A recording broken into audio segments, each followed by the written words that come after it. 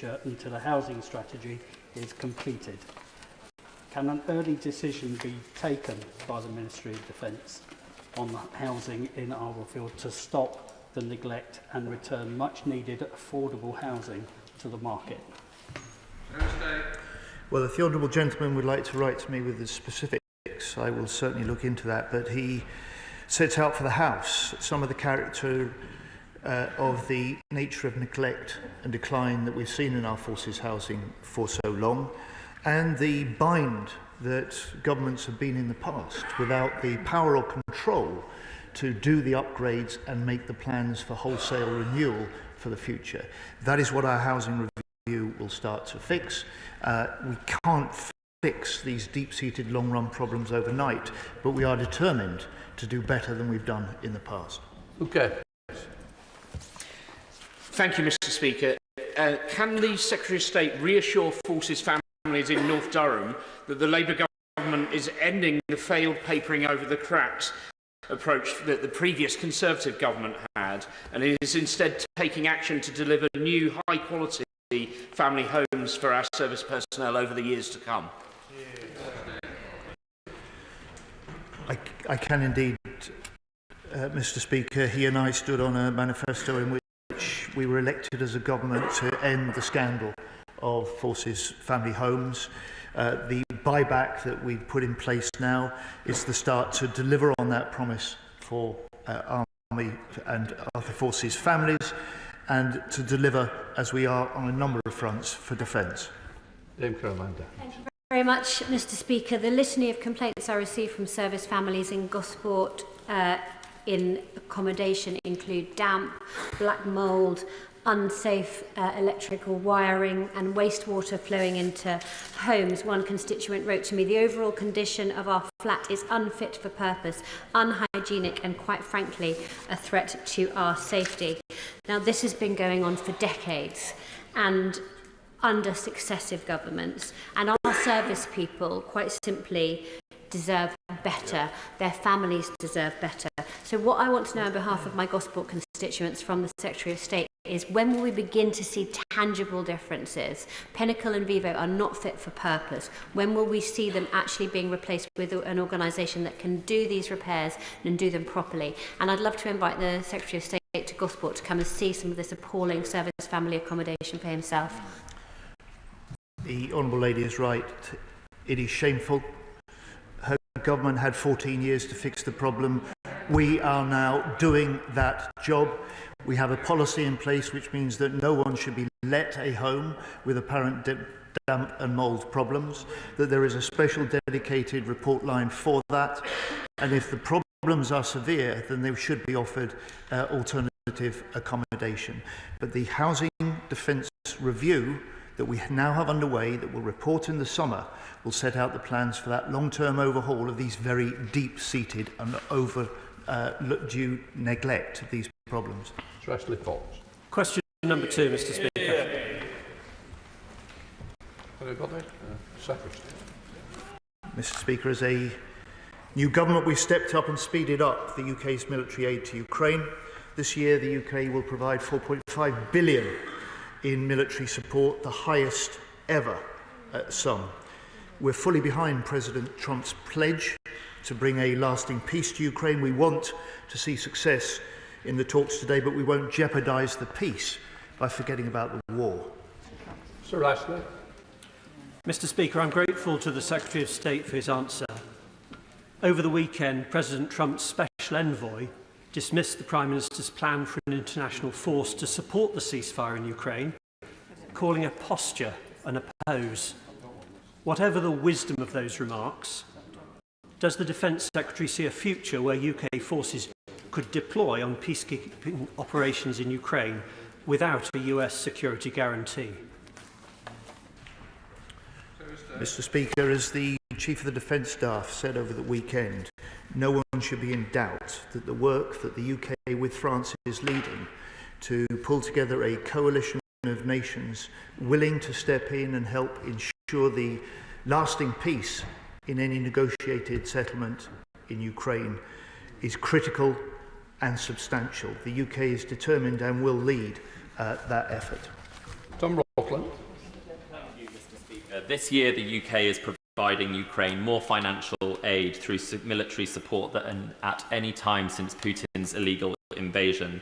Does the Minister agree with me that it is crucial to wider European security and our own security here in the UK that we continue to support Ukraine and ramp up the pressure on Putin? I do indeed, Mr. Speaker. Putting the Ukrainians in the strongest possible position as they choose to go into discussions is part of the responsibility and commitment of this government. We plan the support we provide very closely with Ukraine. Our 2025 plan to support Ukraine has been developed with them and reflects what they need most: drones, air defences, ammunition, which is why this month the Prime Minister announced a £1.6 billion deal to supply more than 5,000 LMMs, air defence missiles built in the UK, so both backing the Ukrainians in their fight and boosting British jobs and business. Sir Julian Lewis. In this age when the plot of The Manchurian Candidate appears more like a documentary on US politics than a work of fiction, has the government received any indication that its efforts militarily to support Ukraine would be actively opposed or blocked by the Trump administration? Well, Mr. Speaker, the Prime Minister has made clear that the security arrangements or guarantees in Ukraine, in the context of a negotiated peace, will need US support. I've made the same point strongly in my discussions with Secretary Hegseth. And my job now as Defence Secretary is to put Ukraine in the strongest possible position by continuing levels of UK military aid, encouraging other nations to do more, and to develop alongside the French the plans for a multinational support to keep the long-term security of any peace in Ukraine. All war. Rochdale's Ukrainian community is fervently proud of what the Prime Minister has done in recent weeks, not just on the diplomatic front, but also record amounts of support for Ukraine militarily. But does the Secretary of State agree with me it's really important to call out the Russian lies and propaganda that have been propagated of late, including the lie that somehow Ukraine is not a real country, that it's a fake country, and also somehow the lie that Britain's security does not also depend on Ukraine's security? My honourable friend is right. The first line of defence of the UK and of Europe is in Ukraine. They share our values. They are fighting with huge courage, military and civilians alike. It's our job to stand with them during the fight in order to safeguard their future and their ability to make their own decisions as a country. And if and when they go into the negotiations, we will stand with them then, and we will stand with them after a negotiated peace that we all hope President Trump is capable of securing. So, Secretary of State James Scott. Thank you, Mr. Speaker. And can I associate the opposition with the remarks, Secretary of State, on Paddy Hemingway, the last of the few to whom we owe so much? On the potential peacekeeping force for Ukraine, we've heard from the Secretary of State that this is jointly British and French. In fact, he stressed in every one of his answers the amount of work we are doing with France. So is it therefore not extraordinary that at the very same time France should be working to undermine our defence industry by having us excluded from a £150 billion European defence fund, which will include other non-EU states? Well, the honourable gentleman's a sort of half-empty rather than half-full type of guy, isn't he? Look, the European Union, when they produced their defence and security white paper last week, set in place specific arrangements for any third nation, like the UK, that strikes a defence and security partnership with the European Union, exactly what we went to the country with as a promise to undertake as a UK government. Any country with a partnership in place then has potentially access to those sort of programmes, that sort of funding, and that's what we will try and negotiate for this country and our industry. James Cartledge. Thank you, Mr. Speaker. I can assure the Secretary of State I am full bifters behind our armed forces and the UK defence industry. Isn't this the point? We provide unconditionally to European NATO countries our nuclear deterrent 24/7. Our army is in Estonia defending Europe's eastern flank, and we have done more than any other European nation to support Ukraine. So can I ask the Secretary of State if he and the Prime Minister will stand up to President Macron and stress to him this is the worst possible time to prioritise fishing rights over Europe's collective security? I just say to the honourable gentleman, look, drop that Brexit rhetoric. We are leading efforts with the French government and the French military to meet the challenge of the US and the requirements of the Ukraine to have a coalition of countries willing to stand with Ukraine in the context of a negotiated peace to help them secure enduring stability and deterrence to prevent Russia reinvading that sovereign country. Colin Miller. Question number 3, Mr. Speaker. Minister. With permission, Mr. Speaker, I should like to answer question 3 and 19 together. I've always said you train people to join the military, train them to be in the military. We don't necessarily train them to be a civilian when they leave. And that's why this government has taken swift action to support veterans upon leaving. Last month, I launched Ascend, which will help veterans thrive into post-service careers. Our hugely successful career transition partnership has now seen 88% of all veterans leaving straight into employment since October. We've extended national insurance contributions relief from April 2026 for employers who recruit veterans. And on top of that, this government has awarded £3.7 million in veterans' housing grants. I'm a firm believer that for the last 14 years, we haven't taken enough responsibility for supporting our veterans, and plans that we will unveil in the future will actually take a step in the right direction to improving that. Miller. Thank you, Mr. Speaker. I'd like to thank the Minister for his response. I recently visited the Hayford and Bicester Veterans Group in my constituency, which was set up by Ian Ridley to support fellow veterans across the region. This fantastic initiative brings together a range of services from charities, the NHS and local authorities to support veterans. Yet in speaking to Ian, I was amazed to discover that there is no funding from the MOD and that veterans in our region are not signposted towards its services when they leave the armed forces. So may I invite the Minister to come with me and visit this fantastic work so we can also discuss how we can make it more routine that the kinds of services it offers are made available to our fantastic veterans.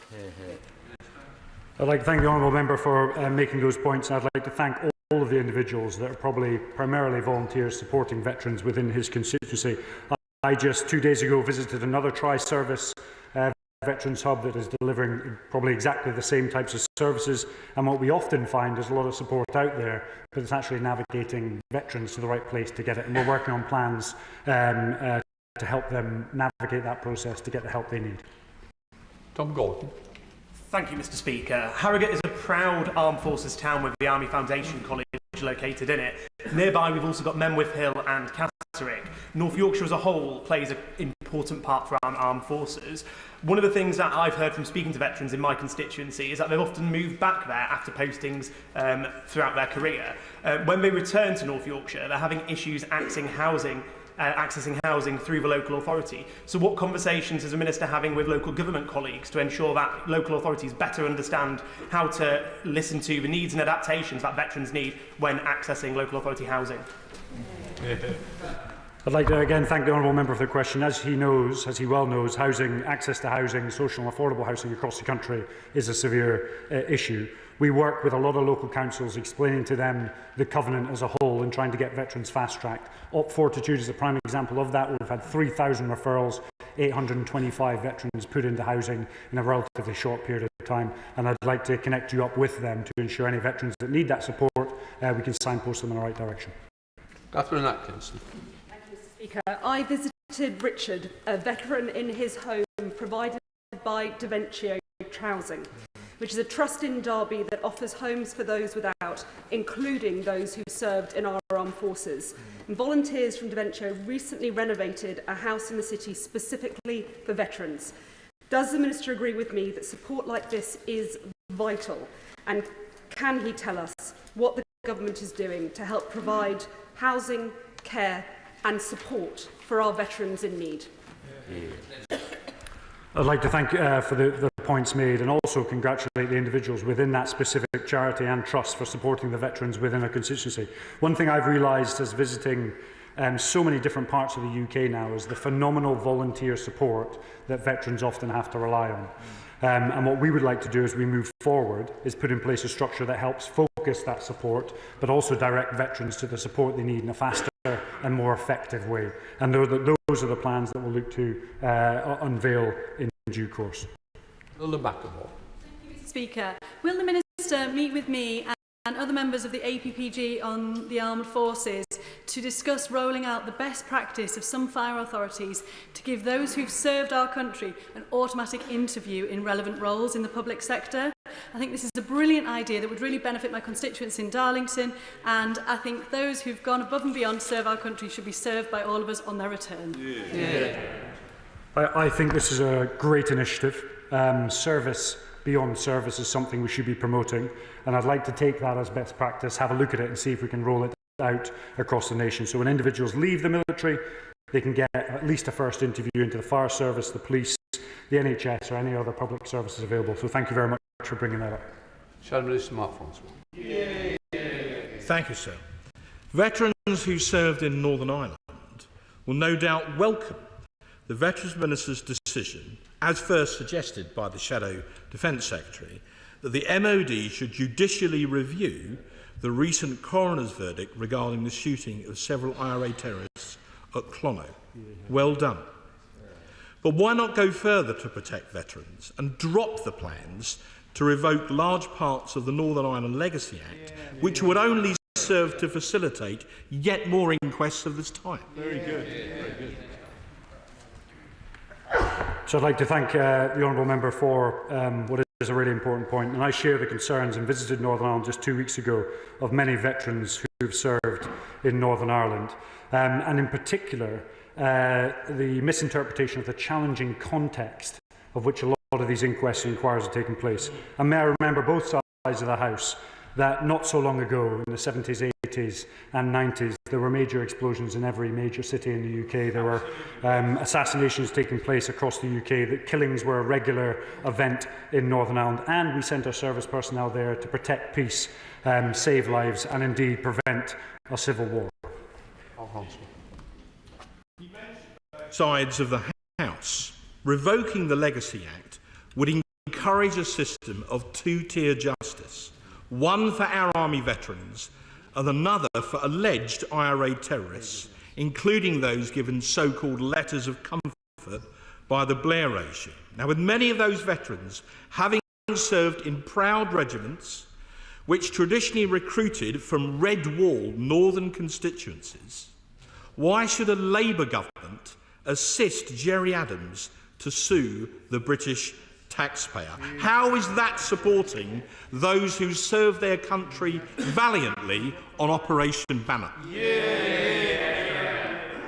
Let's just be absolutely clear. You're looking at an individual who served his country on Operational Banner.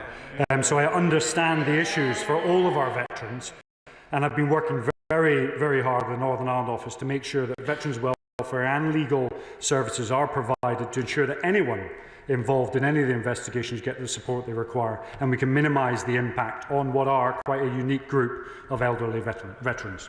Nick Timothy. Question number 4, Mr. Speaker. Minister. Thank you, Mr. Speaker. With your permission, I'll answer questions 4 and 7 together. We are committed to maintaining and enhancing the security and resilience of critical undersea infrastructure, just as the Defence Secretary called out the activities of the Russian spy ship Yantar hovering over our undersea cables. Let those who threaten the UK or allies be in no doubt that we will defend our undersea infrastructure. This is just one area that the Strategic Defence Review is looking at in order to enhance our homeland security. Nick Timothy.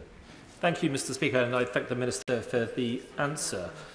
In January, I asked the Defence Secretary which single minister is responsible for the security of offshore infrastructure. We know Russia and China target interconnectors and undersea cables. We know Russia places listening devices on our wind turbines turbines to monitor submarines, and we know that China controls the tech in the turbines that the Energy Secretary wants to buy. The Defence Secretary couldn't answer me in January, and neither did the Prime Minister when I asked him about this earlier this month. So when are we going to find out who is actually in charge? Well, there's no doubt in my mind the Prime Minister is responsible for the security of this nation, and he delegates different areas to different departments. That is a completely normal way of dealing with our national security. But within defence, let's be absolutely clear, within defence, we take it seriously and we work with our cross-departmental colleagues to make sure that not only are we securing our infrastructure from a defence perspective, we're using our trade routes to make sure that we are protecting and buying the right technology, and we're using our planning system to make sure that where there is development, it doesn't impinge on our national security. Bob Black. Thank you, Mr. Speaker. The Minister will be well aware that 99% of internet traffic is carried on undersea cables, and clearly the Russians and other enemies would seek to disrupt that. Will the Minister look at utilising autonomous minesweepers that can therefore be deployed to protect our undersea cables, and in particular, will he commit to be looking at introducing that in the Black Sea if there is actually a truce between Russia and Ukraine, so that their cables are protected as well, because that's part of the NATO infrastructure? Well, I'm grateful for his question. He's right that data subsea fibre optic cables carry out 99% of our data. Many people believe it's satellites, but it's actually cables. As a country, we're investing in new technologies, and I would expect that as we get further down towards the time when the Strategic Defence Review is published, he will be able to see the ambition that we have as a government to invest more in autonomous systems, not only to support undersea cable protection, but also to deal with the threats of Russian submarines and other capability and other threats to our nations, making sure that we're investing in our defence capabilities and supporting those people who serve as well. Are you standing? Tell me you're standing. I wasn't sure whether you'd change your mind. Chair of the Select Committee, Desk. Thank you very much. Mr. Speaker, with escalating threats to our critical infrastructure, I was concerned by reports over the weekend that our armed forces chiefs are apparently being gagged over the upcoming Strategic Defence Review, which, of course, has been described by some as limp. I am fully aware that, recognising the dangers, that the government has invested or announced the largest increase in defence spending since the end of the Second World War. But at this critical time, we certainly should not be sidelining our service chiefs or penny pinching on our nation's defence. So would the Minister like to take this opportunity to reassure the nation that our Strategic Defence Review, when published, will be bold, ambitious and anything but limp? Absolutely, Mr. Speaker. We live in incredibly difficult times, and that is why this government is meeting the moment with increased defence spending, the biggest reform of our defence in 50 years, investing in new technologies, investing in our people that keep our country safe, and from the most senior generals and admirals down to privates and sailors, giving all our armed forces that renewed determination to make sure that they understand how we defend our country in best interest, but that the nation backs them in defending our country as well. There'll be more announcements further to come, Mr. Speaker, but let us all be in no doubt that this whole House backs our armed forces, and that we look forward to the further investment that we're seeing coming in our defence in due course. Thank you, Mr. Speaker. Can I welcome the UK's leadership on this issue?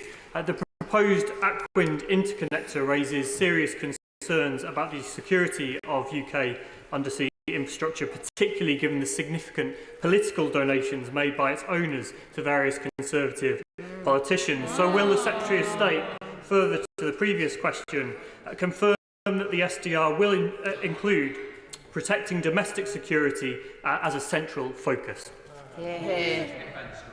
Well, I'm grateful for the honourable gentleman for his question. I met recently with a cross-party delegation, including Labour MPs for Portsmouth and the Conservative MP for Fareham as well, to talk about the Aquin interconnector. It is part of a planning decision being taken by the Department for Energy, so it's difficult for me to comment on. But let me be absolutely clear that we take defending our underwater infrastructure very seriously and will continue to make decisions that support that defence in due course. Sarah Dyke. Question number 6, Mr Speaker. Minister. Mr Speaker, over the last 24 years I've had the absolute privilege of working with amazing servicewomen across the armed forces, but also within the police, the NHS and of course our intelligence service. There is no place for unacceptable behaviours in defence, absolutely no place at all, and women who choose to serve deserve better. This government is taking action. Just last week I announced the launch of a long called for tri-service complaints unit that will sit outside of the chain of command, and therefore the single services won't be able to or be perceived to be marking their own homework. I'm working cross-government, in particular with the members of Pontypridd and Birmingham Yardley, on the set-up of a Defence Violence Against Women and Girls Task Force. And just 2 weeks ago I met with the Women's Network, but also sat on the Raising Our Standards panel, which is from across trade and other organisations, to really criticise us and pull forward any lessons learned from broader society. Thank you, Mr Speaker, and I thank the Minister for his response and the work that he's done. But the 2024 Armed Forces Continuous Attitude Survey reported that 13% of female personnel experienced sexual harassment in service during the prior 12 months, and many women have said they wouldn't report an incident due to the fear of the consequences. The new Tri-Services scheme announced recently is welcome, but what steps is the Minister taking to make it genuinely independent, to ensure women's confidence in the scheme and that their safety while serving in the armed forces? I think there's two principal elements. The tri-service complaint system will sit outside of the chain of command, and when certain issues hit a threshold, will be taken away from the single services, so they'll be completely independent. The second is the Violence Against Women and Girls Task Force that we've created. That will work directly to me. It'll be a small team sat at my level, but it will have tentacles right down into the single services that will provide a safe space for women to go to if they want to raise an issue, a complaint, which can then be transferred either into the complaint system or indeed parallel all the way up to me, so I can take action directly. Folks. Diolch, Mr Speaker, and thank you, Minister. I welcome the measures announced last week. My constituents of Monmouthshire and those people across wider Wales would be really interested to hear more from the Minister about the new Violence Against Women and Girls Task Force and the regional and national champions, and how that will ensure everyone who serves in the armed forces can do so in safety. I'd refer to the answer to my last question, but that Violence on Women and Girl Task Force is really taking best practice from the rest of government and ensuring it's replicated in defence, but actually going one step further and putting a structure in place. And I always say, when I joined the Marines and I was really young and you're caught in this hierarchical situation, where do you go to make a complaint? You don't actually have anywhere to go to make a complaint. What this will provide is a safe space that if people want to pop right at the chain of command, highlight a concern, that it can be elevated quickly and dealt with rapidly. Helen Maguire, Liberal Democrat spokesperson. Thank you, Mr Speaker. I welcome the creation of the Violence Against Women and Girls Task Force. It's an important step towards enabling complaints being heard and addressed outside of the chain of command. And I thank my right honourable friend for raising this important issue. Like the task force, the government is committed to a new veteran strategy, specifically focusing on the experience of women who have left the service. Will the Minister outline the timescale for the development and implementation of this strategy, given how vital it is that women do come and serve in the armed forces and they feel safe and secure in doing so? So as part of our future veteran strategy, there will be a women's veterans annex to that, which will provide specific guidance on females once they leave the armed forces. And it's also important to mention it's not just the Violence Against Women and Girls Task Force we're setting up. We've got the Sexual Harassment Survey going out, we've got the Tri-Service Complaints System, we've got the review of our Zero Tolerance Policy by KC to move to 100% action, we've got an International Culture and Behaviours Conference to learn best lessons off our international partners, and we've got modernising our military appraisal system to ensure people do get involved in unacceptable behaviour, it tracks through the system so they can be held to account. Dr Neil Shastrahurst. Question number 8, Speaker. Thank you, Mr Speaker.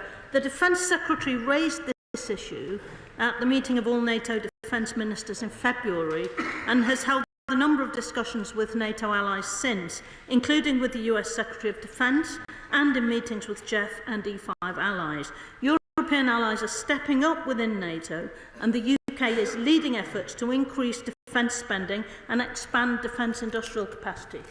Dr Neil Shustrihan. Thank you very much, Mr Speaker, and I concur with my honourable friend's comments about the deep disappointment that France has blocked European Union countries from allowing safe funds to be used for procurement of British weapons. With that in mind, what has the Minister done to ensure that actions are being taken to guarantee a multilateral NATO-wide procurement strategy with the UK at the centre of it? Well, Mr Speaker, I have met with a number of my equivalents bilaterally, but I think it's important to say that we welcome ReArm, that initiative, and it's in all of our interests for the Security Action for Europe to allow Member States to partner with the UK.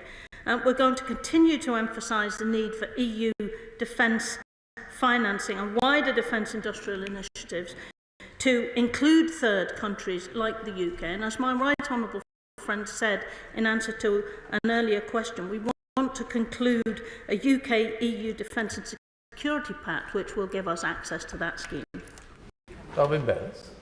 Mr Speaker, and I want to thank the Minister for her response. Last week, the Defence Select Committee met with the Chief of General Staff, who highlighted the challenges of supporting our troops in Estonia.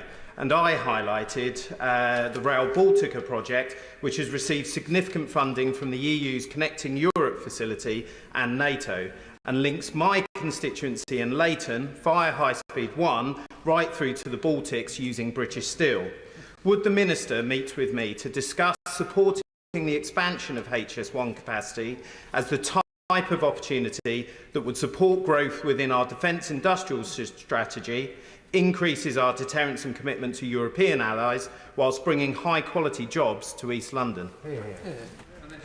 So I thank my honourable friend for his question, and as I hope members around the House are starting to realise, if I get asked for a meeting, my general answer to it is yes, so I'm very happy to meet with him. Speaker number 9. Minister. Mr Speaker, we inherited a broken recruitment system from the Conservatives. We promised to take steps to fix it, and we are. The largest pay increase in 20 years for those who serve. 35% pay increase for recruits, scrapped over 100 outdated medical practices, created a new direct entry cyber pathway, a conditional offer within 10 days of applying and a training start date within 30 days, and we've announced a new tri-service recruitment scheme to attract the very best to our armed forces. Thank you, Mr Speaker. Can I thank the Minister for his response? My constituency of Dartford has a proud military history. With the need to expand our armed forces, which we see at the moment, how can we help a new generation of young people in Dartford to access highly skilled and rewarding careers across all the armed forces? Can I thank him for his question? Not only is a career in our armed forces good for a young person, it also offers training opportunities. Each of our single services appearing in the top 5 of apprentices employers, the very best in our country. But a career in defence industry is also good for our young people, and the ability to move between regular and reserve and industry more frequently, more easily, not only secures the national defence of our country, provides more opportunities for our young people, but also means that defence can be an even better and bigger engine for growth, and that's the proposals that we'll be coming forward with in due course. Sir Geoffrey Clifton-Brown. Thank you, Mr Speaker. In recent years, for every 100 servicemen that are recruited, 130 have left. That is a completely unsustainable situation. So what is the Minister doing to ensure that we retain more troops? That means not only the package within our armed forces, but competitive packages in the private sector. Well, the honourable gentleman is entirely right about the terrible state of armed forces retention that we inherited. We've seen armed forces morale drop from 60% in 2010 to only 40% in July last year. So we do need to invest more in our armed forces. That's why we've given the biggest pay rise in 20 years. That's why we're bringing defence housing back into public control so it can be invested in. But it's also why we're creating the Armed Forces Commissioner to provide an independent champion for service welfare, matters for those who serve. But we do need to invest more, and that's why, together with my ministerial colleagues, we've created an Armed Forces Retention and Recruitment Board within the MOD to focus efforts on improving service life for all those who serve and their families. Just Question number 10, Mr. Speaker. Minister. Thank you for the question. We are moving forward with, as mentioned before, our Women and Girls Task Force to drive progress towards a government commitment to half violence against women and girls in a decade. Last year, we launched the Defence's Domestic Abuse Action Plan, and we trained over 700 service police and specialist domestic abuse and coercive control training, and now everybody in the military go through unacceptable sexual behaviour training, every man and woman across the armed forces. Thank you, Mr. Speaker. According to King's College London, 1 in 10 of our armed services armed forces personnel are survivors of domestic abuse. But because there is no specific offence of domestic abuse in the law, the Ministry of Justice has confirmed they can't comprehensively identify perpetrators, therefore cannot comprehensively rehabilitate them, and therefore cannot comprehensively keep victims and survivors safe. So will the Minister join me and colleagues across this House in campaigning for a specific offence of domestic abuse in the law so that we can better protect our armed forces personnel from domestic abuse? So it's completely clear to me that any sort of domestic abuse in any way, shape or form in the armed forces is completely unacceptable. And if we can help address and track some of that through the armed forces, it makes us far easier to deal with and rehabilitate. So I'll take the conversation on after these questions. Lord Telpington. Question number 11. Minister. Thank you, Mr. Speaker. UK defence networks face a range of state threats and malign actors. In 2024, the National Cyber Security Centre received 1,957 reports of cyber attacks. 89 were nationally significant, 12 severe in nature. The government continues to improve resilience and response options to these threats. Lord Telpington. I thank the Minister for his answer. As part of the Armed Forces Parliamentary Scheme, together with colleagues, I recently visited the 77th Brigade and learnt more about the amazing work that the men and women of that brigade are doing to tackle Russian disinformation in Eastern Europe and elsewhere. That trip came just a few days after the United States President announced his decision to cease altogether American Russian disinformation, offensive cyber operations against Russia. That's led to growing concerns that willing countries don't have the capacity or the ability to tackle that particular threat.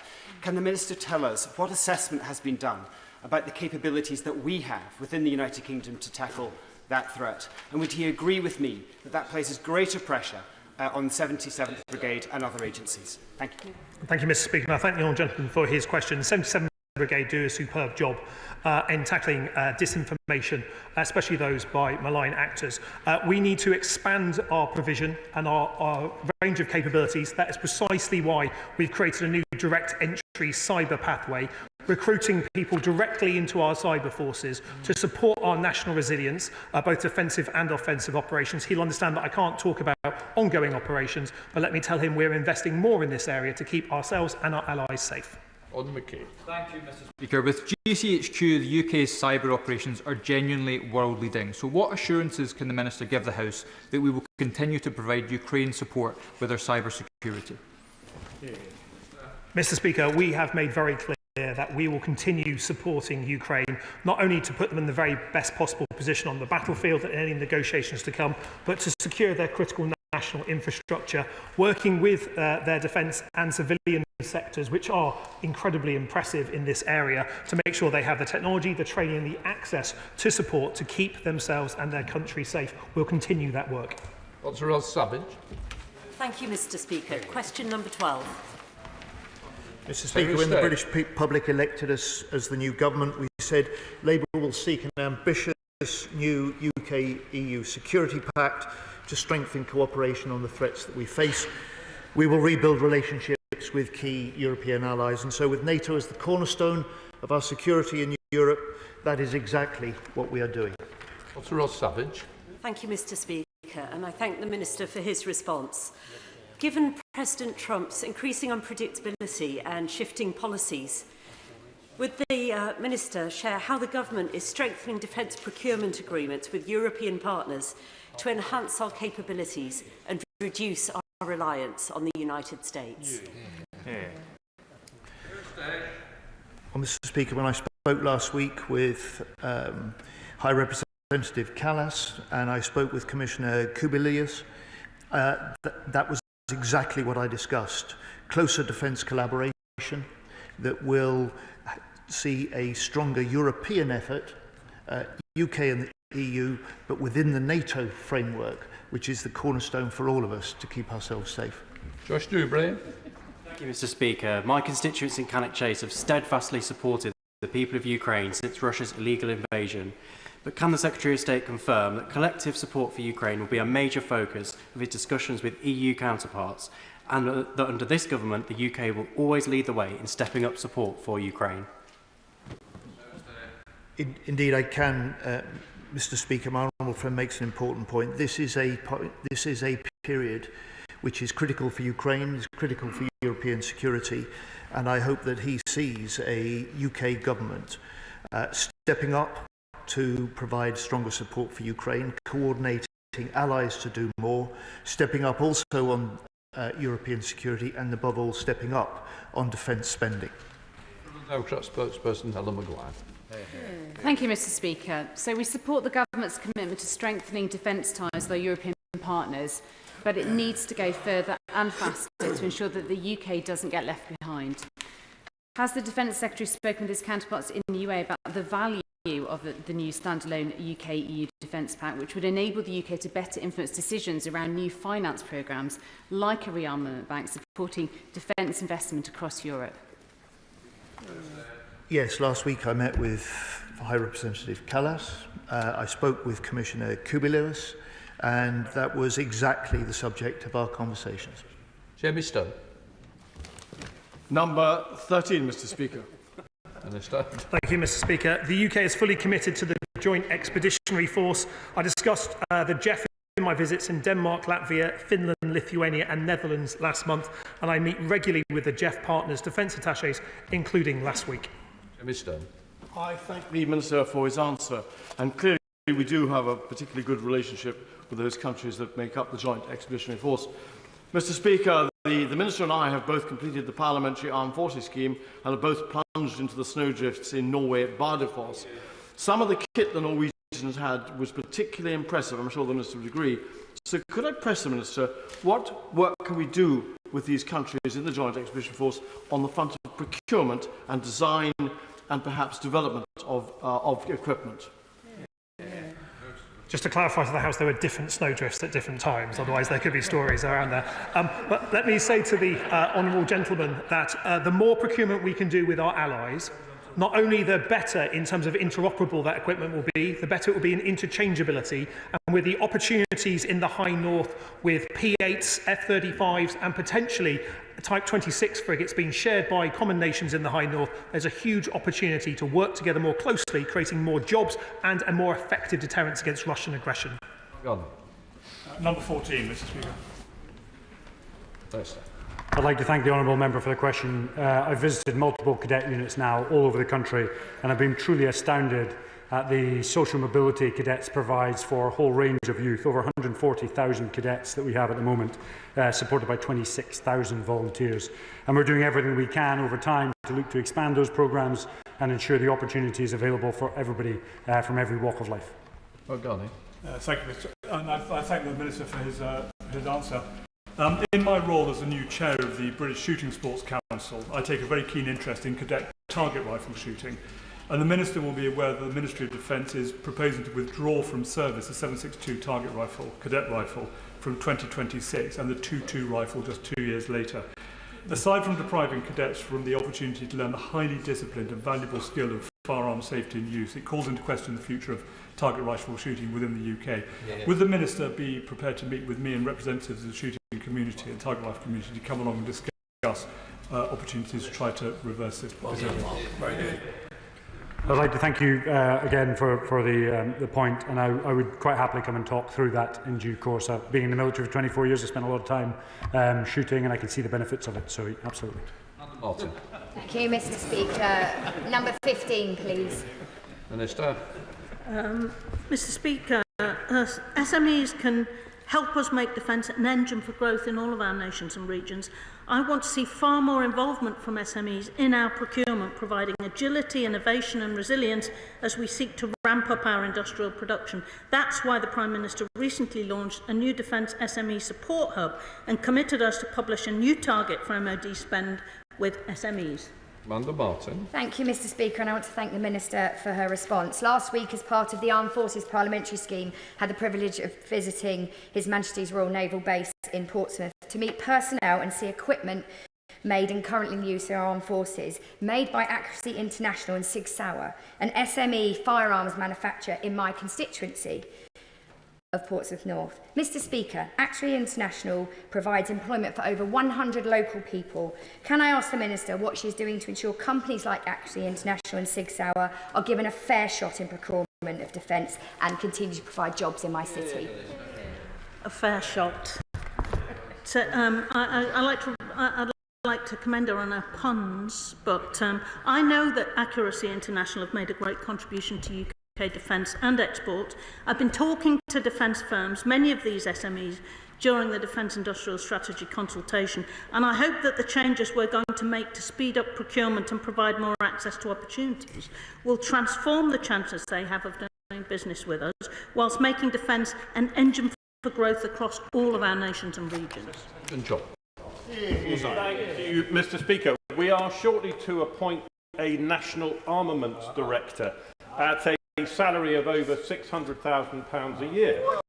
And I hope that that colossal salary comes with it the mandate to be able to tear up the book when it comes to defence procurement as we rearm the nation.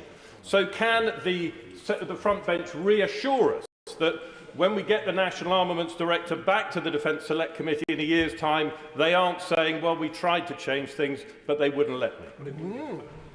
Mr. Speaker, I can assure the honourable gentleman that we're tearing up the way in which procurement works before the National Armament Director actually moves into his place. One of the biggest jobs in government, and a job that needs the right salary to attract the right person. I'm absolutely clear that we will be doing things differently, and the National Armaments Director will be held accountable for making sure that we do. We now come to Topical, as Gurinder Singh Jassan.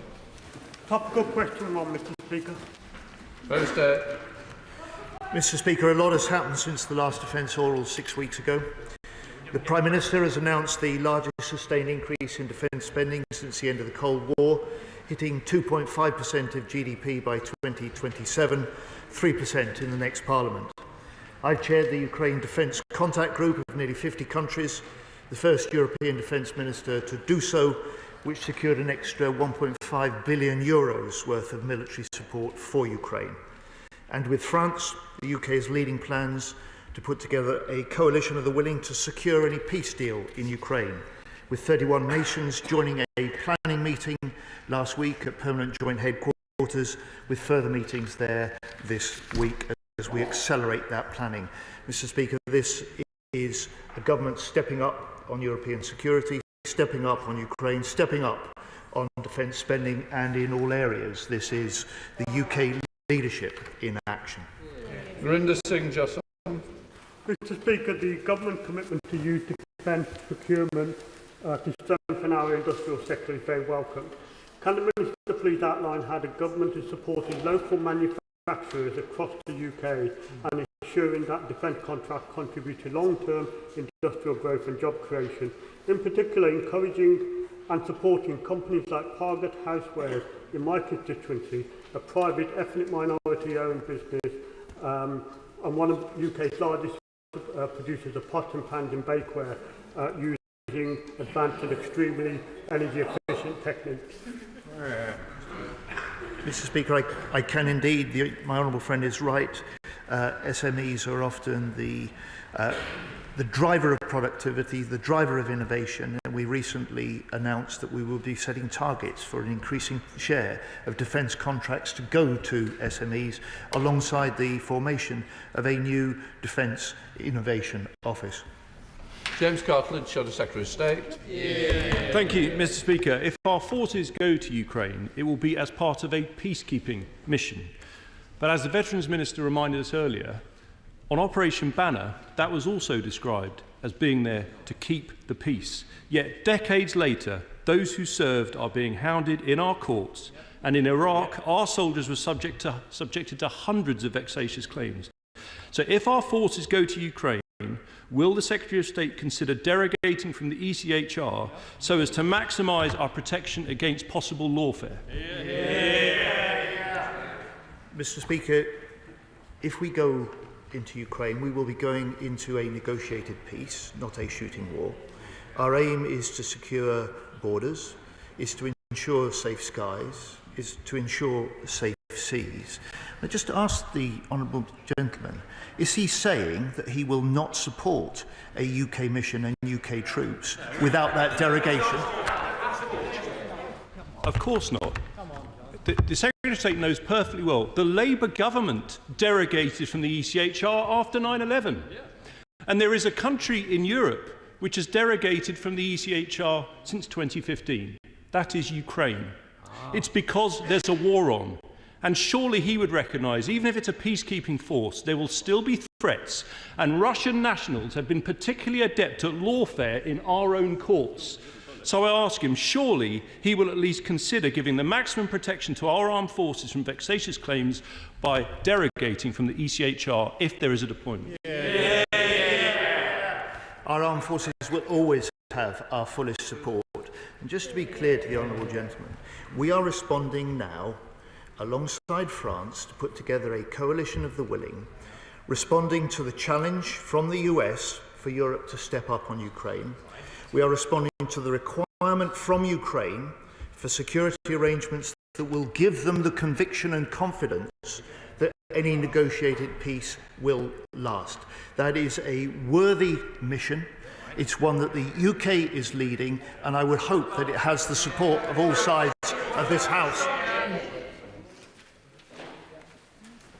Thank you, Mr. Speaker. Our troops must be able to trust the body armour that they wear to keep them safe.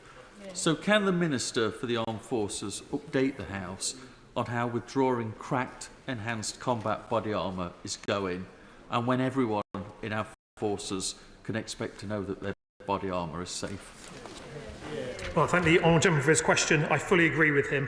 On something as fundamental as body armour, Mr. Speaker, we back our troops.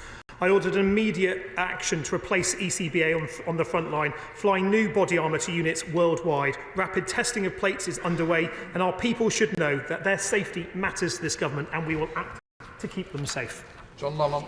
Thank you, Mr. Speaker. Last week it was announced that the SNP government are sending more shipbuilding contracts abroad. 7 Kalmat ferries that could be constructed on the Clyde will instead be built in Poland. So can the Minister share how many warships the United Kingdom government are currently building in Scotland? Excellent question. As Mr. Speaker, as the honourable gentleman will probably know, there are the Type 31s being built at Rosyth, and the Type 26 is being built at Govan. So we've got a programme for 8 at Govan. We've got so far 5 at Rosyth. So that's the current number. 8 plus 5. Hello, Ryan. Thank you, Mr. Speaker. As you know all too well, Lancashire has a proud defence manufacturing pedigree at the cutting edge of our British sovereign capability. You think manufacturing, you think Lancashire. Will the Minister for Procurement continue to champion Lancashire's defence jobs, and will she commit, I understand this is cheeky, to replacing the Tranche 1 Typhoon aircraft with new, modern, Lancashire-made Typhoons? Mr. Speaker, can I commend my honourable friend for the way in which he's asked this question?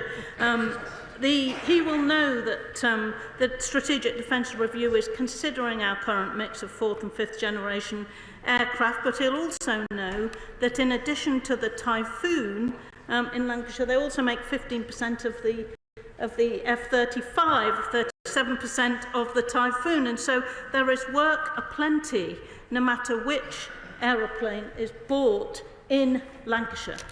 Franklin. My constituent Sam served in Afghanistan and suffers from PTSD. Although he's entitled to compensation, his condition has left him struggling with the forms, and 10 years on he's been told he can only have £600 when he's entitled to thousands. Can the Minister explain what steps are being taken to ensure those who give so much serving our country are helped to access the financial assistance they are entitled to and not blocked by bureaucracy?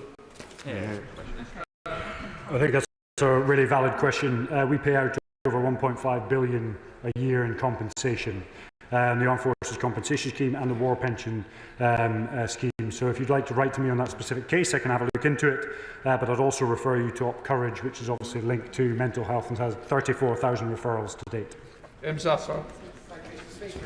Does the Minister agree with me that as we expand military expenditure, it creates a golden opportunity to deal with the shortage of people going into science, technology and engineering jobs? And as we expand the military budget, we should make sure the defence industry is expanding the number of apprenticeships and building a robust skills and training base so that young people can benefit from those jobs.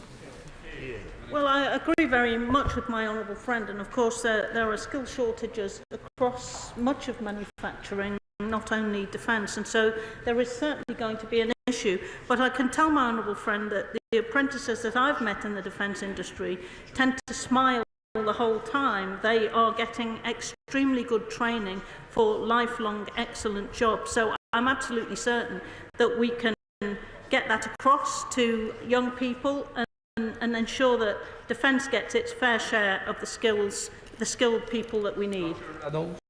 Mr. Speaker, with the UK frozen out with the EU rearmament scheme, whilst defence contracts and security firms in Albania, Norway and South Korea stand to benefit, what estimates has the Secretary of State made about the potential loss of economic activity in the UK as a result of that? Look, the strongest argument for saying that there needs to be UK collaboration and cooperation with the EU and across Europe is that some of our best capabilities, from typhoons to meteors to storm shadow, have been developed with multinational efforts, including the UK. It's that sort of collaboration we want to secure for the future. The EU White Paper gives us a basis for starting to negotiate that. Thanks. We are incredibly proud of our veterans in Peterborough. Will the Minister join with me in recognising the work of Councillor Jason McNally, our Armed Forces champion, and his predecessor, Councillor John Fox, and tell us what more the Government can do to help them support more people signing up to the Armed Forces Covenant? I'd like to thank the Honourable Member for highlighting two amazing individuals who are, I can imagine, providing a huge amount of hours to supporting the veterans community and indeed the Armed Forces community. The Covenant will come into law in 2026, and when it does, we need to make sure that those Armed Forces champions understand what that provides at the local level and can harness its benefits for the whole of the Armed Forces. John Cooper. Mr. Speaker, thank you. The Hawk aircraft, most famous in the scarlet livery of the Red Arrows, is at the end of its service life. Can the front bench explain to us what steps they are taking to make sure we are going to replace that with a British-built sovereign capability?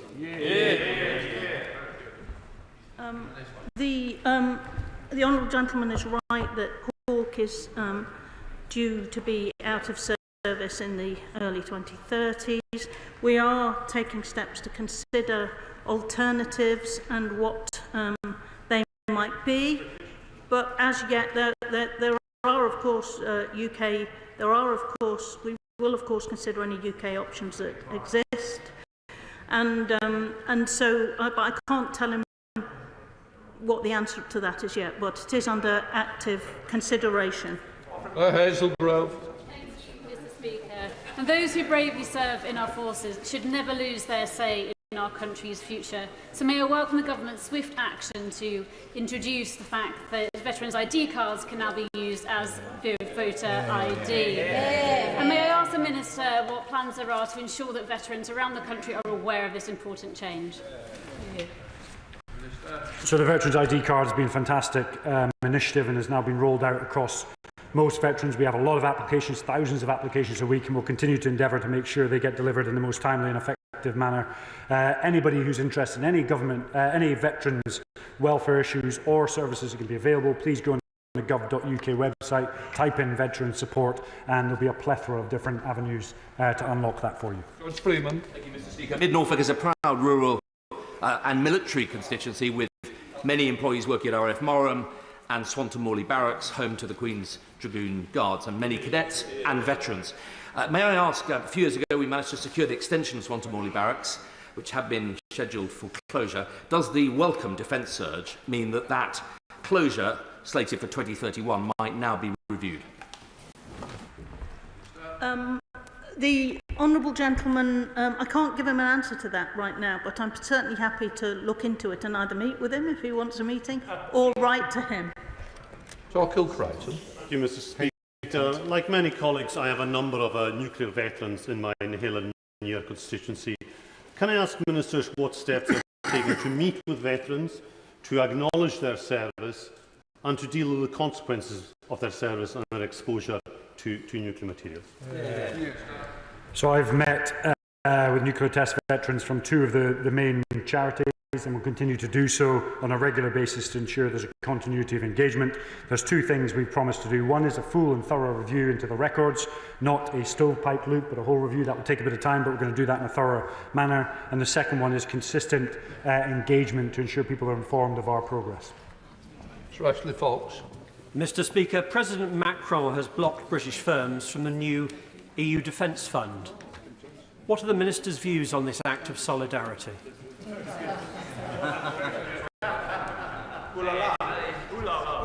It's just not accurate. There's a new proposal for a strategy from the European Union. It has opportunities for third countries like the UK to participate. The discussions that we're having demonstrate the importance of the UK being able to collaborate industrially and as governments in order to meet the threats that we face. Kim Johnson. Thank you, Mr. Speaker. Does the Minister agree with me that when we discuss procurement and British-made weapons, that we also need to consider our responsibilities and our legal duties in terms of issuing of arms licences? And can the Minister agree with me that now is the time to talk about ending all arms sales to Israel? Mr. Speaker, we keep all of our arms exports constantly under review. The situation is that we've made the decisions on a limited number of exports in relation to Israel. That position of keeping things under review continues, but we've got no plans at this stage to make any change. Mr. Speaker, Staff Sergeant Peter Clough died in February 2016 with an in-service designation to that death. His widow, Kirsty, and his children, Meredith and Heather, were in the benefit of the Armed Forces Pension Scheme and remain so. However, the Armed Forces Pension Scheme made a miscalculation and have now sent debt collectors to them to try and recover a fairly small sum. I've asked about this 3 months ago and have not had a response from the department. Would the Secretary of State or one of his ministers meet with me to discuss this unedifying advert for the Ministry of Defence? That's a truly harrowing story. I'll absolutely take that on, and we'll meet straight after this and get it solved. Thank you, Mr. Speaker. A recent report, A Dark Shadow, shone a light on the link between sexual assault and suicidal ideation in the military community. I was therefore really pleased to see the announcement from the MOD last week around the removal of sexual harassment investigations from the chain of command, something which campaigners and survivors have been campaigning for such a long time. But they're also keen for reassurance. So could the Minister confirm that this is not a continuation of the failed efforts of the previous government, but a step change in making it truly independent? This is absolutely a step change. That tri-service complaint system that has been removed out of the single services has been called for a long time. We've taken decisive action to do it, and it will move in the right direction. Combine that with the Violence Against Women and Girls Task Force, and we're actually double tapping to ensure that we've got the best support for women and indeed anyone else in the armed forces. Bobby Dean. Mr. Speaker, concerns have been growing over China's aggression in the Indo-Pacific. region. Given the strategic importance of the Taiwan Strait to global security, what has the department's response been to these rising tensions? I'm grateful for his question. We're certainly of the view that any difficulties in the Taiwan Strait should be resolved diplomatically without the use of force or coercion. The United Kingdom will be deploying our carrier strike group to the Indo-Pacific later this year as a projection of our responsibility to the region, but also making clear that difficulties are best resolved diplomatically. Nathan Davis. Speaker, on Friday I was pleased to join colleagues from across the House to hear the Royal Marines Band service in concert as part of the Mountbatten Festival of Music. Can I invite the Government to reaffirm its commitment to the Royal Marines Band service because they provide a huge contribution to defence diplomacy as well as combat operations? Thank you. Great question. I'd like to say that the Royal Marine Band Service are the best band service in our armed forces, and they're absolutely safe under our watch. They provide both a fantastic influence opportunity, but also they provide essential military services outside of their musical profession. David Davis. When the Defence Secretary answered the Shadow Secretary of State, he should know that this whole House supports the actions of the government to preserve peace in the Ukraine. But that was not the point he was making. He was asking whether the Ministry of Defence recognises it has a duty of care to soldiers who fight for their country and then face decades of lawfare, misusing the European Convention on Human Rights. Will the department do something to protect those soldiers? I say to the right honourable gentleman, we are totally committed to the duty of care we have, totally committed to standing by our forces, and we recognise that there was also legislation that the last government put in place to deal with any concerns in this place, the Overseas Operations Act. Becky Cooper. Thank you, Mr. Speaker. Drug-resistant infections have been rising in Ukraine and are a major challenge in treating wounded soldiers and getting them back to the front line. And we've also seen how these infections have spread outside Ukraine and into Europe. In the context of conflict, what steps is the Minister and their department taking to ensure antimicrobial resistance is appropriately considered in the National Security Strategy? I thank the Honourable Lady for her question. It is really important that we meet the threats we're facing that aren't just state actors, but a whole range of issues. I'll be very happy meeting with her to discuss her interest in this topic further. Thank you, Mr. Speaker. This afternoon I was contacted by the father of Theodore, who lives in Greyshot in my constituency. Theodore wants to go to the Army Foundation College in Harrogate in September, but Capita has not sent the request to his local surgery to get his medical record. Will the Minister in general look at how Capita is performing, but more especially make sure that Theodore can attend the Foundation College in September? Well, can I commend Theodore for his interest in attending Harrogate? Very happy if he were to write to me, and I'll happily look into it. As he will know, Capita are not continuing with the armed forces, with the army recruitment work. They've been replaced with a new tri-service offer that will come online in 2027. That completes questions. Will that front bench change over?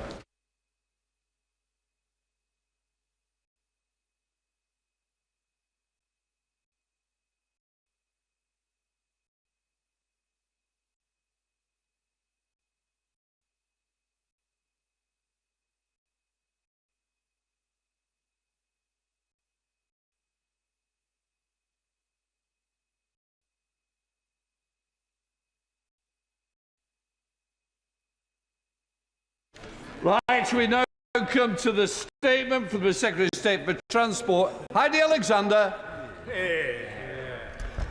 Mr. Speaker, with permission, I wish to make a statement regarding the power outage caused by a substation fire that impacted Heathrow Airport operations on Friday, the 21st of March. I would like to begin by acknowledging the disruption to everyone affected by this incident. Many homes, schools and businesses temporarily lost power. Some families had to evacuate their homes, and many thousands have had their travel plans impacted. I also want to thank the firefighters and emergency responders who worked in very difficult conditions to put the fire out, as well as Heathrow, the National Grid and all other public services involved who work so hard to get power back on and people back travelling again. This was an unprecedented event, and we must learn any and all lessons we can to ensure that it does not reoccur in future. Let me begin by setting out what we currently know about the cause of the incident. A large fire broke out at North Hyde substation at 11:30 p.m. on Thursday the 20th of March and was brought under control the following day. Due to the impacts, Heathrow Airport announced at 4:30 a.m. on Friday that it would close until midnight that day.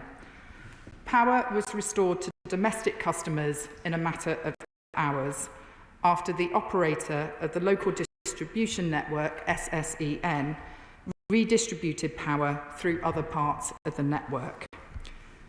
By comparison, Heathrow is one of the country's biggest consumers of electricity.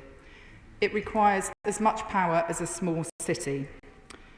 What we know is that there was an unprecedented outage and that it wasn't the result of a single point of failure on the electricity transmission or distribution system. The feed from North Hyde substation is one of 3 supply points to Heathrow, and the fire caused exceptional damage that took the whole substation out of service. The other supply points continued supplying to Heathrow Airport throughout the incident. Heathrow's view was that this supply was insufficient to ensure the safe and secure ongoing operation of all systems across the whole airport. It proceeded to reconfigure its internal electricity network to enable the resumption of full operations utilising the 2 other external supply points. This required hundreds of systems to be safely powered down and then safely powered up with extensive testing. The airport has a range of backup generators and uninterruptible power supplies, including diesel generators, to provide power to essential systems to enable them to safely land planes. These backup systems ensured safety and security systems and protocols were maintained at all times, but they were never designed to support full operation of the whole airport. By 12:30 on Friday afternoon, Heathrow began restarting systems to ensure they were safely operating. By 4 p.m, the airport was 100% confident that all systems were safely operating across the whole network and announced that some flights would be able to restart that day. The first flights from about 6 p.m. were so-called positioning flights, which were to get aircraft and crew to the right places to resume normal operations the following day. This was then followed by flights diverted to UK and non-UK airports to allow passengers to be repatriated and a small number of outbound long-haul flights.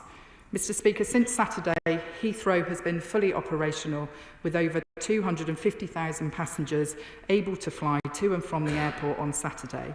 Due to knock-on impacts of the event, there continued to be some delays and cancellations over the weekend. Overall, the impact of Heathrow's closure led to over 1,300 flights and more than 200,000 passengers having their flights cancelled or diverted on Friday, and a further 110 cancelled on Saturday. The government is acutely aware of the need to ensure that passengers are well looked after and their consumer rights are protected. This is why UK law ensures that airlines must provide passengers with a refund within 7 days or to be rerouted to their destination under the same conditions. We are closely monitoring to ensure that passengers are properly supported. To support the recovery, my department temporarily lifted restrictions on overnight flights to ease congestion. Heathrow and airlines also added extra capacity into the system to help affected passengers. We also allowed rail tickets to be used flexibly to help passengers who were not able to use their original tickets. Mr. Speaker, regarding the cause of the fire, the Metropolitan Police confirmed that the fire is not believed to be suspicious. However, due to the location of the substation and the impact this incident has had on critical national infrastructure, the Met's Counter-Terrorism Command are leading our inquiries into this matter.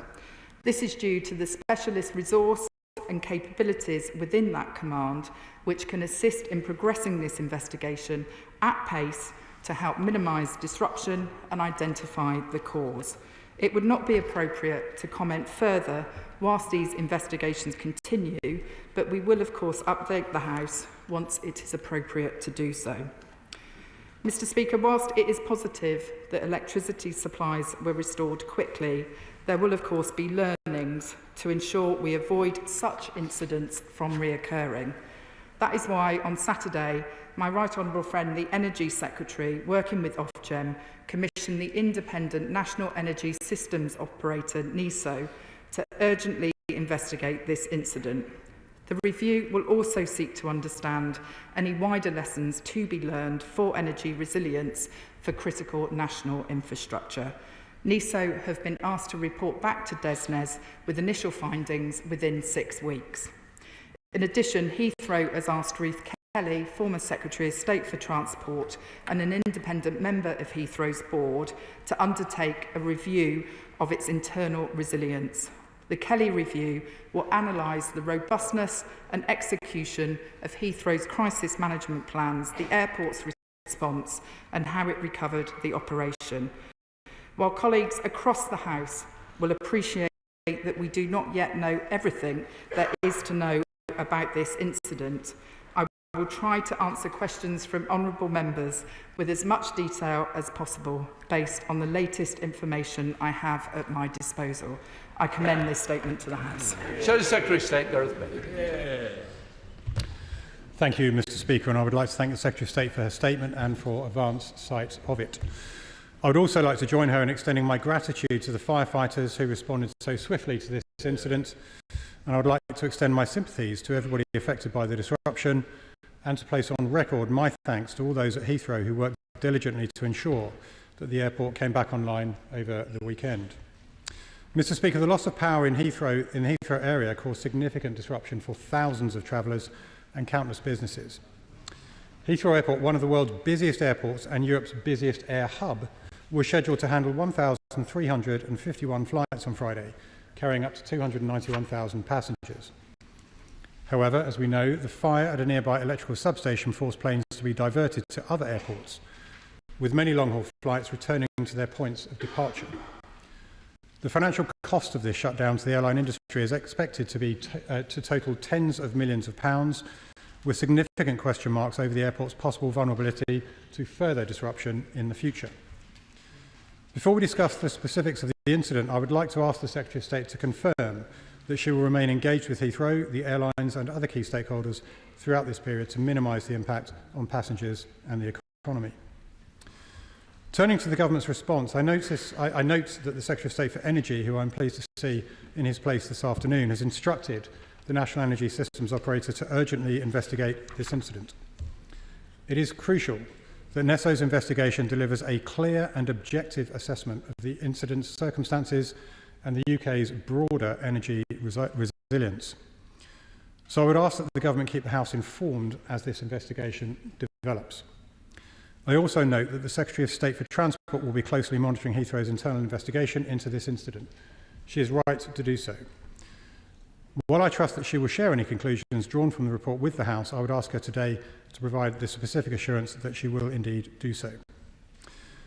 Focusing on the details of this incident, it is evident that it raises significant concerns about the resilience of Heathrow Airport and in particular, and critical infrastructure in general. Regarding Heathrow's resilience, important questions are raised about why the airport was dependent on a single electrical substation that proved so vulnerable to an incident of this nature. I understand from media reports and from the Secretary of State's statement this afternoon that whilst 2 additional substations are capable of powering the airport, doing so would require reconfiguring the power supply structure for all terminals. So I must ask, does the Secretary of State believe that this setup is appropriate for the country's largest airport? Additionally, what assessment has she made regarding the power supply resilience of other major UK airports? With regard to the resilience of our critical national infrastructure, this episode underlines the urgent need to to ensure that our critical infrastructure is safeguarded against both accidental incidents and deliberate acts of sabotage by malign actors. The House will recall that when President Putin launched his illegal invasion of Ukraine, global energy markets faced immense disruption, posing the most significant threat to European energy security since the 1970s. Despite this upheaval, Britain's energy prices remained broadly stable, but only because the government of the day took decisive action to protect businesses and households from price spikes as far as possible, but this came at a significant financial cost.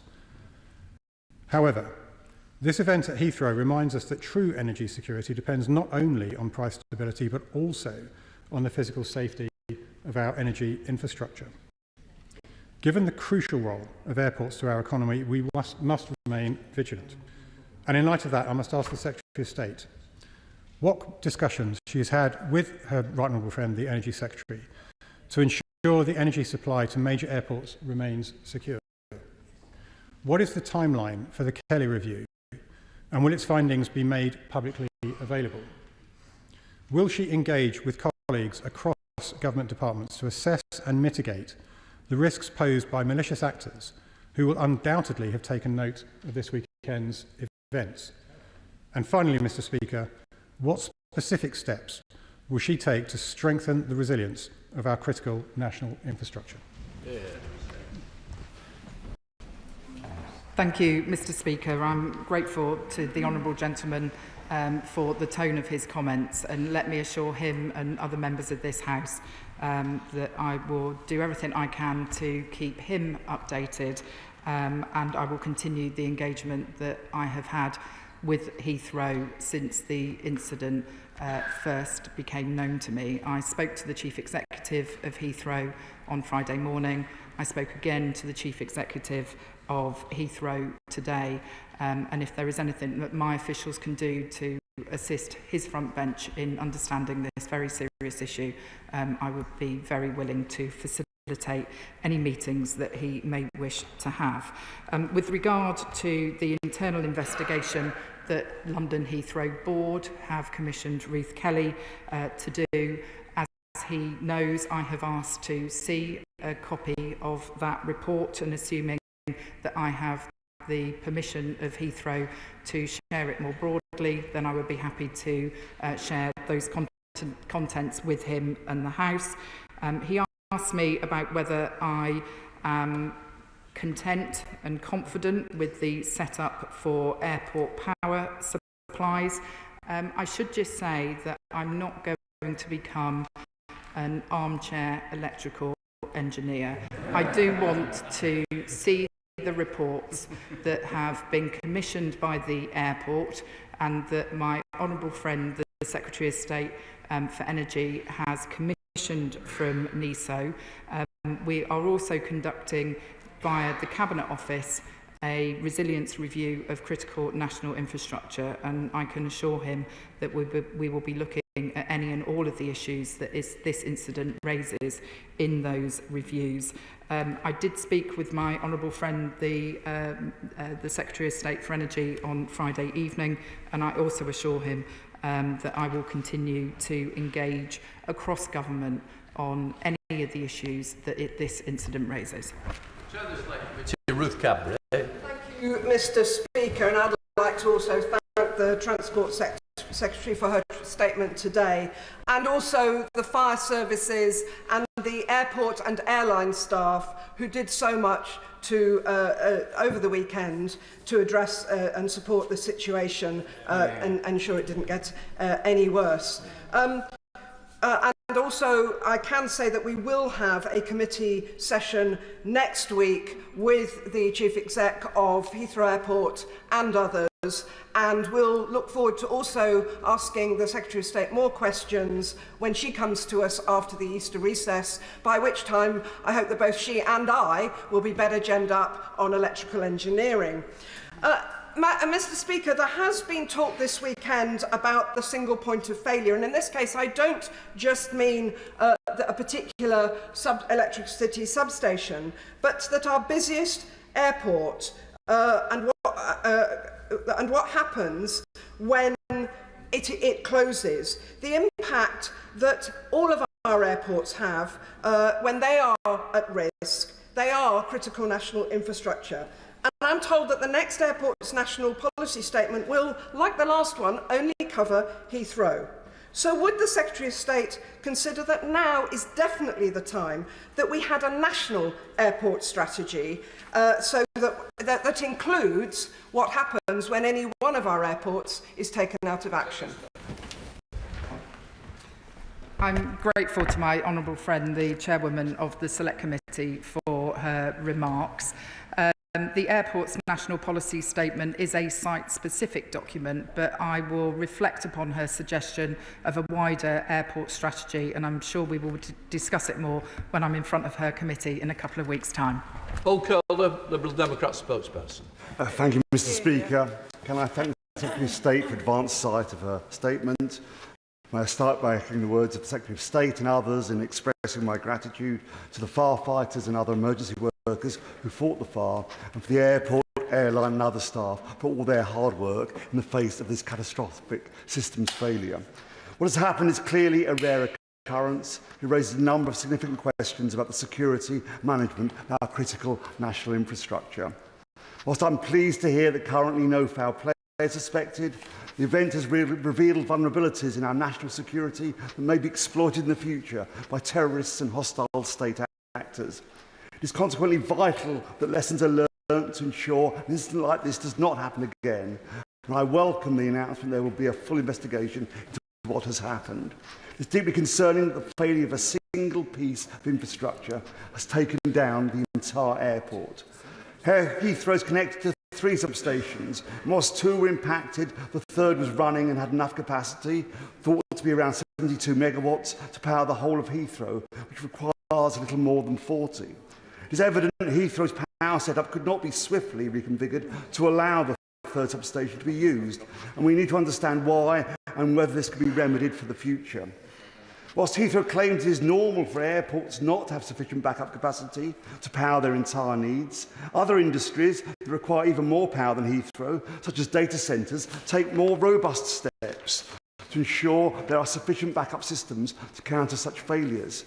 Shouldn't our key international transport hub have the same safeguards? We must also not forget those whose journeys were disrupted. It's estimated that over 200,000 passengers have been impacted by the event. However, under current regulations, most of these will not be eligible for compensation. So can I ask the Secretary of State 3 questions? 1, what impact, if any, will this incident have on the government's plans for expansion at Heathrow? Can the national grid infrastructure cope with the third runway, or will the airport become more prone to failure? Secondly, does she believe that UK airports should be taking steps to increase their backup capacity to ensure an incident like this does not happen again? And thirdly, does she believe the current regulations concerning passenger compensation are sufficient? I'm grateful to the honourable gentleman for his question. I do think the question of expansion of Heathrow and this very rare, unprecedented event are 2 entirely separate issues, and he will be aware that the government has invited Heathrow to bring forward proposals for a third runway. We will be reviewing the airport's national policy statement after that. With regard to backup capacity at airports, I am told that the backup power systems in Heathrow operated as they should have done in this incident. They did not fail. I don't want to make knee-jerk conclusions as a result of this unprecedented incident, but we will be looking very closely at the 2 reviews I mentioned in my statement, and I have worked with the Civil Aviation Authority to ensure that passengers who have been affected by this disruption are aware of their rights. MacDonald. Heathrow is in my constituency, as is this substation which caught fire, so I'd like to join with the others to thank the firefighters who worked so hard to get this under control so quickly at some risk. Also the police and the council officers that helped the evacuation of 150 of my constituents from their homes. I was there on the day, met some of the residents, and I'll be writing to them all so that we could pick up lessons from what they experienced on the day itself and build it in. But now that this site has gained such high profile, there are concerns about the security of the site for the future. So I'd welcome some more detailed information coming out of the inquiry about how we will secure this site in the future, not just from accident, but also from potential attack. State. I'm grateful to my honourable friend for that question, and I think he raises a fair point, and I will ensure that we provide that information to him once we have reviewed the different reports that are going to be published over the next couple of months. Mark Blinchard. Thank you, Mr. Speaker. The Secretary of State mentions consumer rights, and Heathrow customers were not only delayed and disrupted, but also ripped off, with huge hikes for alternative flight, car hire and hotels. Isn't it time the government brought forward robust anti-price gouging legislation? And in fairness to her on the front bench, I also asked the previous government, did absolutely zero on it as well. So I hope this government will, well, it's true, and I think we saw the result of that in many other ways. So can I ask, on behalf of the British consumer, who are many of them and international consumers who've been ripped off as a result of this, no fault of their own, isn't it time we had this new legislation in place and also a wider review of the monopoly of the operators of hotels in Heathrow and the lack of competition of airlines coming into Heathrow? State. I can categorically say that it wouldn't be right for anyone or any business to be capitalising from this disruption. And whether it is airlines or hotels, I would be expecting those organisations to be doing everything they can to support travellers who have been disrupted by this incident. Lawrence Turner. Thank you, Mr. Speaker. And I think the Secretary of State's statement today underlines why it's important to avoid speculation in the immediate aftermath of the critical incidents such as this. Can she give the House a reassurance that if any systematic risks are identified that potentially affect other major airports, then there will be a coordinated response? And if any such issues are identified at regional and local airports, then members of this House in proximity to those airports will be kept informed. I'm very happy to give my honourable friend that assurance. Jim Shannon. Thank you, Mr. Speaker, and I thank the Secretary of State very much for her answers. Of course, this isn't the first time. Of course, there's been a problem at Heathrow back in August 23, UK air traffic problems. The place was closed, chaos. July 24, faulty software causes chaos again. We're always hoping that Heathrow was getting better. Last Friday, in the early morning, I was one of those passengers, by the way, along with 290,000 other passengers that found ourselves stuck in somewhere in the queue. Now, many of those people are my constituents, and they had trouble getting home as well. They've been contacting me right over the weekend to tell me their stories. This raises questions over whether the current operators are capable of running a third runway if this fire caused a complete shutdown. When reports indicate that complete closure was not required, confidence in travelling from my constituents and others in Heathrow is at an all-time low. So has the Secretary of State made Heathrow officials aware of the need to ensure that contingency plans are not simply notes on paper, but are actions during a crisis? And what has been their response to allayed fears caused by the turmoil of last weekend? Thank you. I don't think anyone underestimates the distress and disruption that this incident caused, and having spoken directly with the Chief Executive of Heathrow on a number of occasions now, I know that he is fully aware of that. I do think that this is an unprecedented event of very significant magnitude. Heathrow does, day in, day out, very successfully provide services to hundreds of thousands of passengers and businesses. So whilst it's right that we do everything we can to interrogate the causes of this incident and learn any lessons, I do believe that Heathrow Airport can continue to be a trusted partner for government in the longer term. Bill Esterson. Thank you, Mr. Speaker.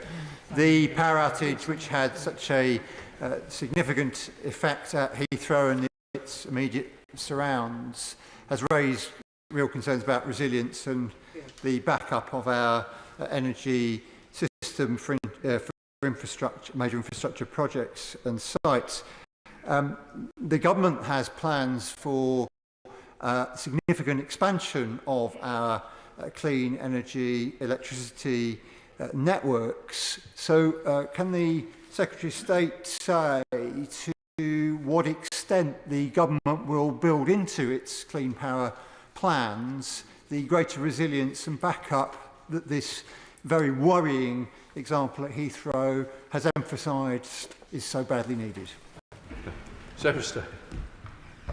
I can confidently say that as we transition to clean power, resilience will remain key in the delivery of our power network, and I don't think that anything changes as a result of our determination to move to clean power, but that, you know, I'm happy to continue discussions with colleagues in DESNES to make sure that that is the case. Father House, Robert Lee. Following that last question, can the Secretary of State give us an absolute assurance that nothing in our drive towards green energy and net zero will ever affect the sustainability and safety of our vital transport systems? I can give the honourable gentleman that assurance, and I am very aware that there were some other honourable members of this House who aren't present in the chamber today, who were busy peddling some myths on Friday morning about this issue. It was very clear to me that the backup power supplies that Heathrow have consist of both diesel and electricity generators. So no matter what some other honourable members might be saying, those systems did work, and I can give the honourable gentleman the assurance that he seeks. Thank you, Mr. Speaker. The fires at electricity substations are not unheard of, and it seems to that there's been a considerable amount of lack of preparedness, perhaps, at Heathrow. So when she has receives her reviews, will she be looking into what preparedness did Heathrow have? What scenarios did they go through for possible outages like this in order to get their operations back up running as quickly as possible? I think that will be an issue that the Kelly review is looking at, and I think the honourable gentleman makes a fair point about preparedness as well as resilience, and it will be a subject that I will be discussing in the future with Heathrow. Luke Taylor. Thank you very much, Mr. Speaker. The level of disruption caused by the fire and the subsequent closure of Heathrow Airport highlights the importance of reliable aviation connectivity to our daily lives, as well as the fragility of much of our UK infrastructure. The National Infrastructure Commission published reports in 2020, 2023 and again in 2024 that called for the government to implement standards and frameworks for resilience for key sectors such as telecoms, water, transport and energy.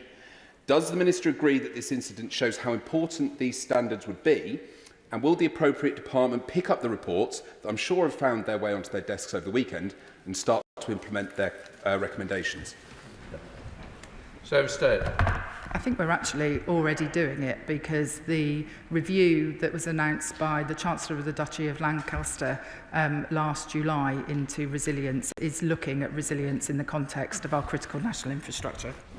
Andy Slaughter. Thank you very much, Mr. Speaker. I rarely disagree with my right honourable friend, but I'm not sure that this major incident can be entirely divorced from Heathrow's plans for a third runway. It's precisely because it is up against densely populated communities that we had such devastating effects, with tens of thousands of people losing power, hundreds of people being evacuated, part of the M4 closed in that way.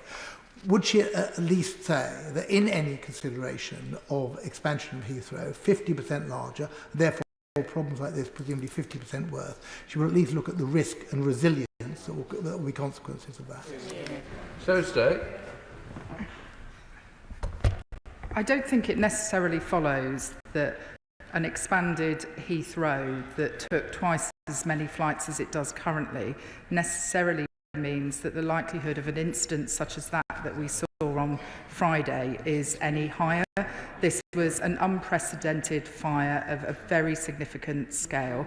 What I will assure my honourable friend of, though, is that before making any decisions about the expansion of Heathrow, we will make sure that any proposals which may be forthcoming comply with all of our legislative requirements. Thank you, Mr. Speaker. The Secretary of State mentioned that many families were evacuated from their properties. Clearly, safety is of paramount importance. Only a few days ago, Nat Power UK informed me that they want to build an enormous electrical substation in my constituency. Once NESO has reported on this matter, would the Secretary of State please help organise a meeting with the relevant Energy Minister so that we can discuss the findings of NESO and link that with any proposal for a new substation in my constituency? Tenuous link. I think the relevant Energy Minister is actually sat next to me and was nodding his head, which suggests to me that he would be happy to have such a meeting. Matt Robert. Thank you, Mr. Speaker. And may I thank the Secretary of State for her statement and the way that she's approached this very serious issue. Heathrow is clearly a vital piece of national infrastructure. It's also very important and is central to the economy of West London and the Thames Valley and plays a very important part in attracting inward investment into our region. Could I ask the Secretary of State, as she works with the authors of these two reviews, to also liaise with the local business community and with local authorities in the Thames Valley, and to make sure they are fully kept abreast of the work that's carried out in the reviews? Secretary of State. My honourable friend makes a very fair point, and I'm very happy to give him that undertaking. Thank you very much, Mr. Speaker. Could I urge the Secretary of State again not to divorce the question of expansion from what has happened here, because surely what this incident shows us that crippled Europe's busiest airport, that what we need is a better Heathrow, not a bigger Heathrow, i.e. we need to focus on the infrastructure in and around Heathrow to improve resilience, to improve security, to improve the passenger experience, and that actually a further third runway, it may not increase the likelihood of such an incident, but actually the impact of such an incident will be all the greater if she continues to put all our aviation eggs in one basket.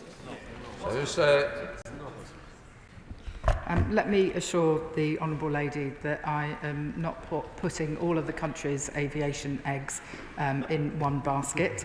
At the moment, we don't have proposals before us for a third runway at Heathrow. We will look at those proposals carefully when they are submitted, and we will make sure that any decisions that are taken about either the airport's national policy statement or a decision on any subsequent development consent order are taken in line with our environmental obligations in relation to things such as carbon, air pollution, noise, and consideration of the resilience of the infrastructure will be part of that. Thank you very much, Mr. Speaker. A national embarrassment, laughing stock globally, shocking. These, with memes doing the rounds, these are just some of the words which could be used to describe this weekend's events at Heathrow. While right honourable members in our Defence Committee and the Joint Committee on the National Security Strategy are busy discussing hybrid and cyber threats from our adversaries, our nation's biggest port was taken down by a single substation fire. Does my right honourable friend, the Transport Secretary, agree with me that my Slough constituents and people across the country aren't bothered with the blame game that is now underway, but that this should be a wake-up call regarding the resilience of our national infrastructure and that there should be no repeat? Mr. Speaker, this was an unprecedented event, and Heathrow stood up their resilience plans swiftly, and within 18 hours of that fire starting, planes were once again landing at the airport. For an airport the size of Heathrow, that is no mean feat. It's right that both an internal review of the airport crisis management and resilience plans takes place, and it's right that the government has commissioned the review that will be conducted by NESO. Graham Ledbetter. Thank you, Mr. Speaker. The Secretary of State has already indicated that she spoke to the Chief Executive of Heathrow on Friday and again this morning. I'd like to think in an instant of this scale that there was ministerial contact throughout the weekend and possibly even on a more than daily basis, given the impact it had on so many people. Will she commit to urgently reviewing the DfT's response to this major incident in addition to Heathrow's response? The Secretary of State will also be very much aware that there are airports length and breadth of the UK that are vital transport hubs linked to critical infrastructure such as Aberdeen Airport and in my own constituency Inverness, with dozens of helicopter flights servicing offshore oil and gas and renewables infrastructure and airports that are home to air ambulances, police helicopters and Coast Guard services. Will she also therefore commit to reviewing the level of operational resilience in those and other locations that host services critical to people's well-being and energy security and national security? Service State. I can assure the honourable gentleman that in addition to the conversations I had with the Chief Executive of Heathrow, I was updated throughout the weekend by my officials on what was happening at the airport, and I'm happy to write to him about the wider point that he raises. James Sasson. Thank you, Mr. Speaker. As the Secretary of State is aware, my constituency contains London City Airport, which by its nature is very closely situated alongside residential and business buildings, so safety is something we're very alive to. It's also an area of massive regeneration, so power pressure is something we're also alive to as well, and that will be an interesting part for my constituents as part of her statement. Could she assure us that the review and the lessons learned will not only be shared but also be looked at how they can be adapted so that other airports can adjust to them and make future-proofing for their resilience in the safer, so that we're not just learning this lesson after the event? I'm very happy to make that commitment to my honourable friend. Dr. Andrew. Thank you, Mr. Speaker. Does the Minister agree that what happened on Thursday and Friday is a complete national embarrassment? It should never have happened. Will she do an assessment of our remaining airports to ensure that they also have multiple supply points for electricity, but that they do not rely on the illusion that plainly happened at Heathrow, that those multiple supply points made Heathrow completely reliable as a hub airport? Because that appears, on first looking at this, to be the case as far as Heathrow is concerned, and it's not adequate. It strikes me that the honourable member wasn't perhaps listening to the responses I gave in answer to questions on this side of the chamber. Whilst there were multiple power supply points to Heathrow, Heathrow took the decision that they needed to reconfigure the supply in the airport. Terminals 2 and 4 were very badly affected. They decided to put the safety and security of the travelling public first. They powered down all of those systems and they powered them back up again. Now, I wasn't sat in the room when those decisions were taken. Heathrow is a private company and they took decisions about what they thought was best for the travelling public. I'm not going to second guess those as the Transport Secretary, but what I will make sure is that we do very thorough reviews and I interrogate those reviews very carefully to ensure that any lessons we need to learn are learnt and are actioned upon. Emma Foodie. Thank you, Mr. Speaker, and I thank the Secretary of State for her update to the House this morning. As well as being one of the busiest airports in the world in its own right, Heathrow, of course, is a crucial hub, meaning that connector airports such as Newcastle International Airport and others are really impacted by any issues at Heathrow. Can my right honourable friend please assure me that a proper investigation is taking place, and not only is it taking place, but that we will learn the lessons and make sure that no such issue happens going forward, and to keep the House updated in the meantime? Secretary of State. I recognise that Heathrow provides really important connectivity for our regional airports and therefore for some of her constituents as well. I can give her an assurance that I will keep the House updated once both the internal review that has been commissioned by Heathrow comes back and once the report by NISO has also been published. David Munn. Thank you, Mr. Speaker. Obviously, this event was on a catastrophic scale, but there is regular disruption at Heathrow, and one of the consequences of that is wholesale cancellation of flights between Heathrow and Scotland, which I have raised previously in this chamber. So when Ruth Kelly does her report into Heathrow's resilience, will she look at its wider resilience, its ability to cope with weather-related or other technical issues, and not lead to this wholesale cancellation of flights between Scotland and London? Thursday. I'm grateful to the honourable gentleman for that question. I am not writing the terms of reference of the Kelly review because that is a review that has been commissioned by Heathrow Airport itself. And so I hesitate to stand at the dispatch box and try to amend the terms of a private company's review.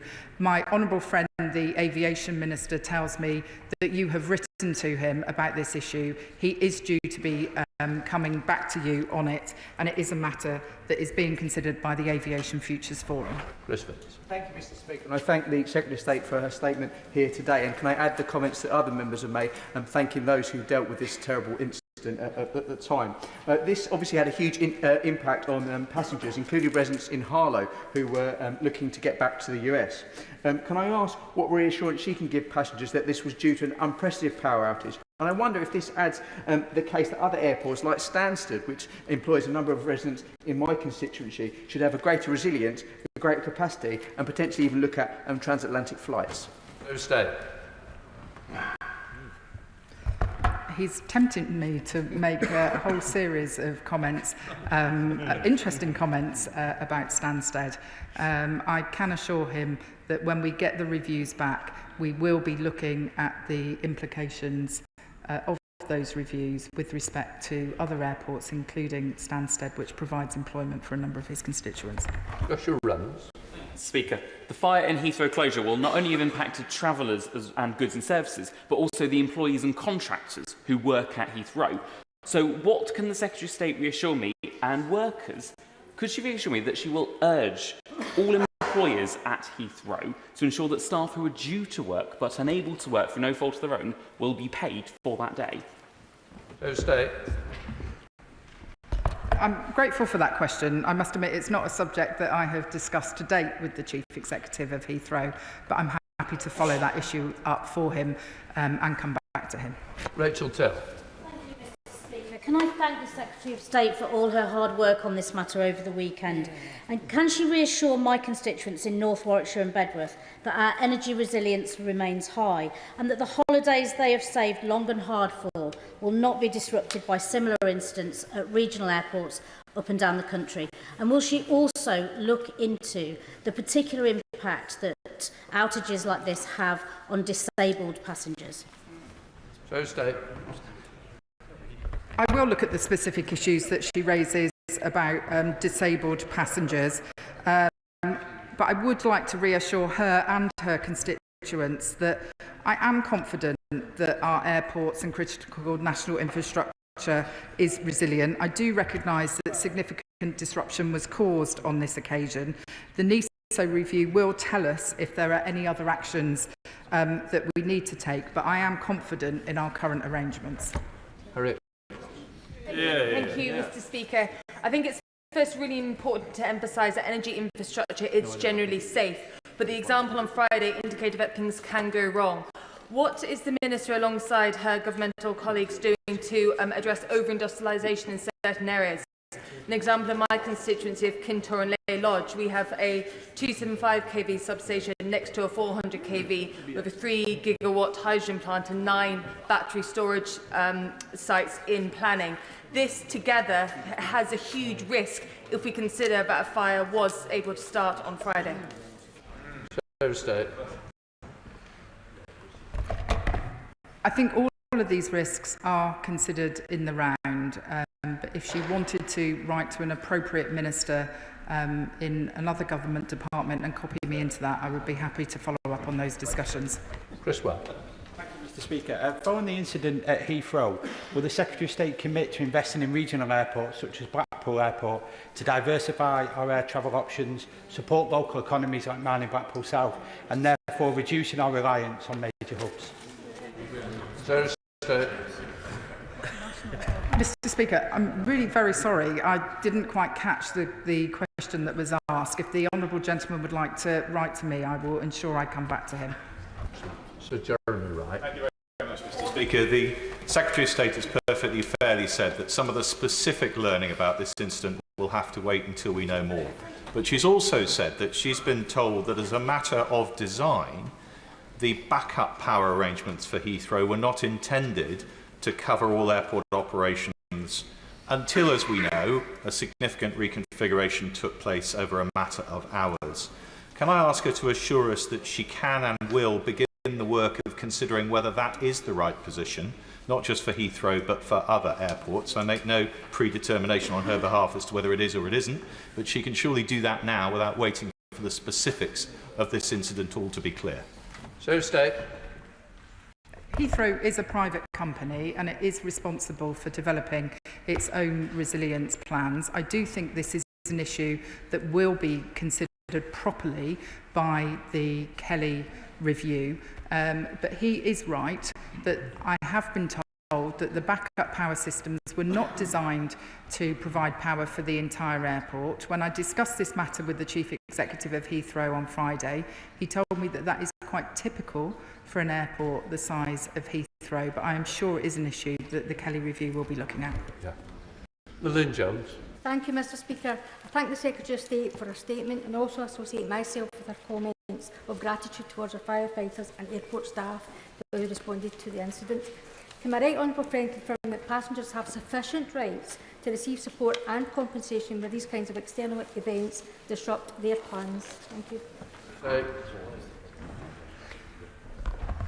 Airlines are responsible for providing passengers with a refund within 7 days or to be rerouted to their destination under the same conditions with required suitable accommodation and food. So it is airlines' responsibilities.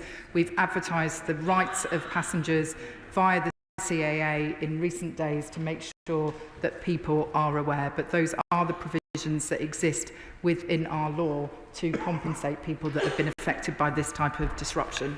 Bradley Thomas. Thank you, Mr Speaker. In any modern economy, it's quite clear that resilience of national critical infrastructure faces many risks and threats, and that resilience goes hand in hand with our national security. Does the Secretary of State agree with me that this incident and other risks that we face demonstrate that the role of the Prime Minister's National Security Advisor should be bolstered to more prominently cover national security and critical infrastructure resilience? So, State. I can assure the honourable gentleman that this government will be doing everything in its power to learn the lessons from this incident and make sure that our critical national infrastructure is protected and resilient as we move forward. Robbins. Thank you very much, Mr Speaker. The Secretary of State's statement says that the National Energy System Operator, the review will seek to understand wider lessons to be learned for energy resilience for critical national infrastructure. Can I ask the Secretary of State, will that review include Northern Ireland in regards to the infrastructure there, but also include Belfast International Airport in my constituency, but also the Belfast City Airport as well? Secretary of State. My understanding is that the grid is separate in Northern Ireland. I will take his question away and consider with colleagues about the appropriate geographical scope of the NESO review. The terms of reference haven't yet been finally determined, so I will come back to him on that issue. Right, that completes the statement.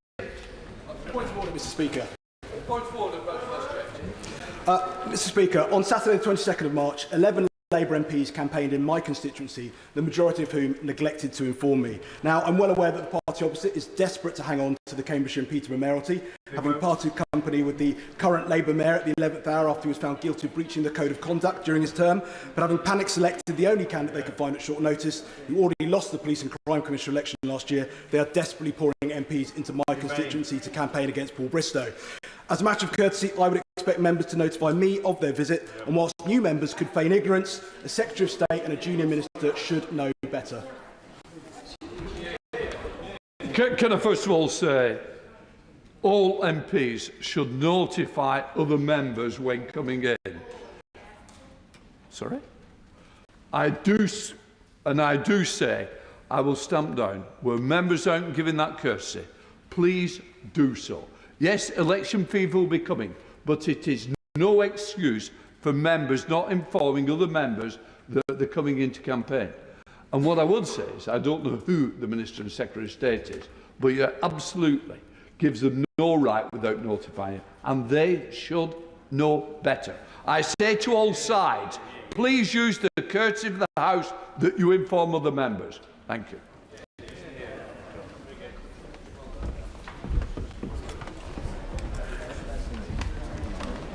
The clerk will now proceed to read the orders of the day. Planning and Infrastructure Bill, second reading. The reasoned amendment in the name of Gideon Amos has not been selected. Minister to move the second reading. Secretary of State. Thank you, Madam Deputy Speaker. I beg to move that this bill be read a second time. It's time to get Britain building again. This is what working people expect of this government, and it's what we will deliver. Our planning and infrastructure bill is critical to achieving economic growth, higher living standards and more secure future for our country. This is our plan for change in action.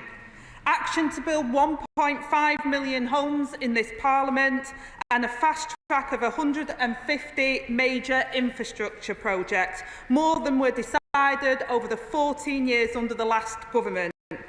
It's also key to making Britain a clean energy superpower, bringing down bills for working people and securing our energy supply in a more uncertain world. Make no mistake, this bill will transform the lives of working people and Britain's prospects for years to come. It is hugely ambitious, Madam Deputy Speaker, and rightly so, because everywhere I go, I hear the same frustrations.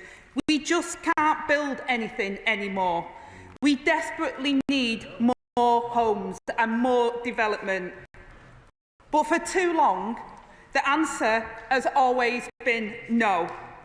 And that is choking off growth, leaving working people worse off and leaving Britain behind. Trains that don't work, roads that are clogged and not enough homes being built. I'll give way. Can I just gently say to her that none of my constituents are saying in Shropshire we don't need any more homes, we don't want any more homes. They just want to be consulted. They want the homes in the right place, at the right scale, with the right architecture, in the right numbers, and they want their voice listened to through a local plan, not ignored, as the current government are doing. Secretary of State. Well, I gently say to the honourable member, it's this government that has brought forward mandatory local plans. It was his government that didn't do that. And, Madam Deputy Speaker, for too long, we've left home ownership collapsing, homelessness soaring, over 160,000 children in temporary accommodation, a country that simply isn't working. The time it takes to secure planning permission for major projects has almost doubled in the last decade, more than 4 years. It's slower and more costly to build big infrastructure in England than in France and Italy. And no new reservoir has been built for over 30 years. There are countless examples, Madam Deputy Speaker, like the critical new road improvement scheme for Norwich that would create jobs and speed up journeys, yet it was held up for 2 years by unsuccessful legal challenges. And the ridiculous situation where 139 desperately needed houses were delayed in Bingley because of a row over the speed of balls in neighbouring cricket club. The result has been fewer homes built, higher energy bills and lower productivity and growth. For 14 years, this country has been crying out for a government with the will to change that. And successive Tory Prime Ministers promised that change, but when the bold action was demanded, they were too afraid to stand up to their backbenchers, and I'll give way. Thank the Deputy Prime Minister for giving way. Could she just outline what is in the bill where she's going to take on developers and make sure they build planning permissions they've already got? Secretary of State. Well, I thank the honourable member, but he will know, as a member of the Select Committee, we've already made changes through the National Planning Policy Framework. We've got our new Homes Accelerator, which is already providing thousands of homes, and this bill is about building on those powers to make sure that we get Britain building. It was his government that didn't build the houses and the infrastructure that we desperately need, and they were too timid to face down the vested interests. And it's this Labour government that is on the side of the builders and not the blockers, and we say no more. I'll give way. Jim Shannon.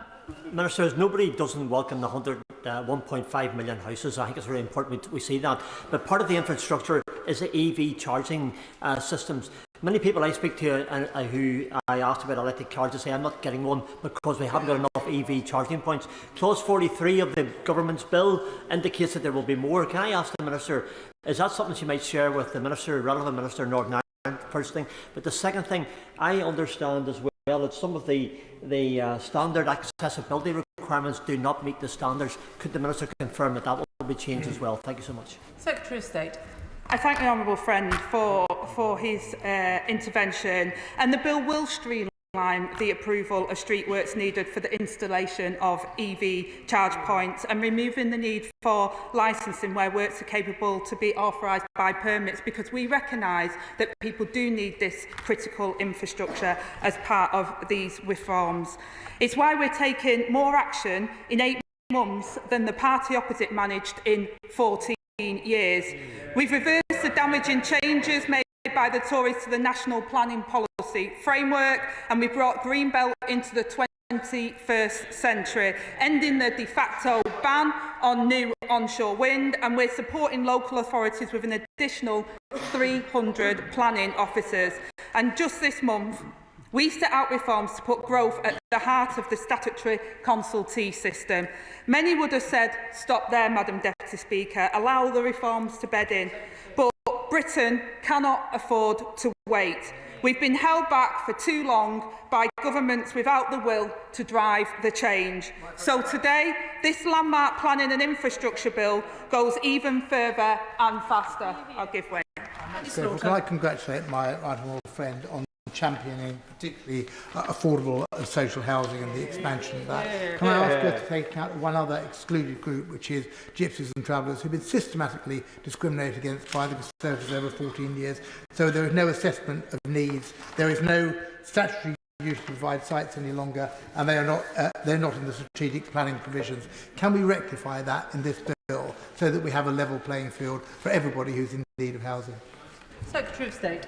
Well, I thank my honourable friend for that intervention, and we're working with local authorities, and within this bill there's also provision for strategic authorities as well, so that we can look at where we have sites and make sure that people are accommodated, and it's for local authorities to be able to do that. But, Madam Deputy Speaker, it starts with a quicker and more certain system for big-ticket infrastructure projects. It will slice through the bureaucracy and speed up transport projects. It will overhaul how government decisions on major infrastructure projects can be challenged, so meritless cases will only have one rather than 3 attempts at a legal challenge, stopping cases from being dragged endlessly and needlessly through the courts. I'll give way. Roger Gale. To the Secretary of State. Somewhere in the system knocking around, there's a government press release that says that the Sea-Link project, for example, National Grid Sea-Link project, is being obstructed by too many objections. The reason it's being objected to is because the National Grid wants to build a 90-foot-high converter station the size of 5 football pitches on the Minster Marshes in Kent. We have to have the right to object to that kind of project. Secretary of State. Well, Madam Deputy Speaker, I gently say there isn't a loss of right to object. And in fact, we're strengthening the processes and clarifying them as part of this bill. As I said, and I'll say it again, quicker and more certain system for big-ticket infrastructure projects. That it will slice through bureaucracy and speed up transport projects. But what it won't do is allow meritless cases to have 3 attempts at a legal challenge. And it will stop cases from being dragged endlessly and needlessly through the courts. And it begins to strip away the unnecessary consultation requirements that do nothing to improve applications nor meaningfully engage communities, but do slow down the delivery of infrastructure that will benefit communities in the future. It creates greater flexibility so projects can go through the most appropriate and faster planning route. I'll give way. Callum Miller. I'm very grateful to the Secretary of State for giving way. She will understand that when there are a number of nationally strategic infrastructure projects in one area, that has a huge impact on that area.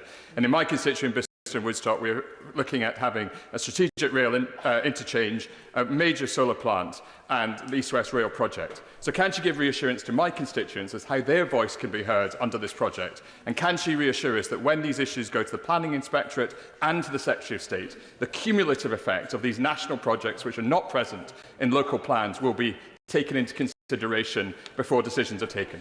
Secretary of State. Well, we will be consulting as part of the bill, as you know, in terms of the draft that we've put forward, but we want to see better and quality engagement as part of this. It's why our changes will ensure everyone works together early on and that we have proportionate decisions that are also faster. We will make sure that government's infrastructure policies are updated at least every 5 years, but the measures in this bill are not the limit of our ambitions. John McDonnell. I'm grateful for the Secretary of State giving way, and she's outlining the process by which essential infrastructure needs to be built, but she'll forgive me if I come back to referring to Heathrow and expansion. I'd be extremely grateful if you could set out for us, not today maybe, but later in the debate or in writing, the exact process that the expansion of Heathrow will be considered under these no proposals, under the new legislation. In addition to that, explain why those who will be affected by compulsory purchase are now going to be removed as consultees at the pre-application stage. Secretary of State. Well, Madam Deputy Speaker, I won't get into the details of any particular process or planning, but what I will say is this planning and infrastructure bill is about better and quality engagement, and statutory consultees, of course, those will be engaged and will continue to be engaged, but what we don't want to see is major infrastructure projects continually being blocked for years and years and years. People have been speaking about some of these projects for decades and we still haven't got the connectivity that we desperately need. But we are opening to strengthening it and will give serious consideration to proposals that further our objectives, and will continue to engage with colleagues across the House, as well as business and communities, on what might be done about existing requirements that are not working as they should. And we are clear that where once the answer was always no, Madam Deputy Speaker, to get Britain building, to drive growth and deliver opportunity, the answer must now be yes. The bill is also geared towards another crucial pledge: building the new homes we need. We will boost house building in England by streamlining planning decisions. I'll give way. Thank the Deputy Prime Minister for giving way, and I warmly welcome the steps being taken to streamline the system and to get more homes built, and that of course includes social and affordable housing. Would the Deputy Prime Minister agree with me that this would go some way to helping the 160,000 children who are stuck in temporary accommodation? Secretary of State. I thank my honourable friend for that intervention and for bringing it back down to why we're all here, Madam Deputy Speaker, and why we're in this mess in the first place. over Christmas, we all got to see our family and friends. I was thinking about the 160,000 children that are in temporary accommodation and thinking that there is one thing that during the general election campaign that I was very clear on, is that we have to move forward to build the homes that people desperately need. And behind every single one of those statistics is a family or an opportunity that is not being realised, and that is one of our missions of this government, is to strengthen that. I'll give way. Deputy Prime Minister for giving way. By my calculation, Madam Deputy Speaker, if the government is going to build 1.5 million homes over the course of this Parliament, given that we're 9 months into the first year of this Parliament, the government should have built 225,000 by now. Can she confirm how many have been built? Secretary of State. Well, Madam Deputy Speaker, I think he's just an example of what the mess the previous government left us in. House building was going backwards. The figures they promised were nowhere near. That's why within the first 7 months, in fact, within the first few months of us getting into power, Madam Deputy Speaker, we changed the National Planning Policy Framework. We've been consulting, we've been working with industry, we've had a new Homes Accelerator, 1,000 more put into the system, more affordable homes programme, £2 billion announced today. We will boost house building in England by streamlining planning decisions, introducing a national scheme of delegation that sets out which type of applications should be determined by officers and which by planning committee.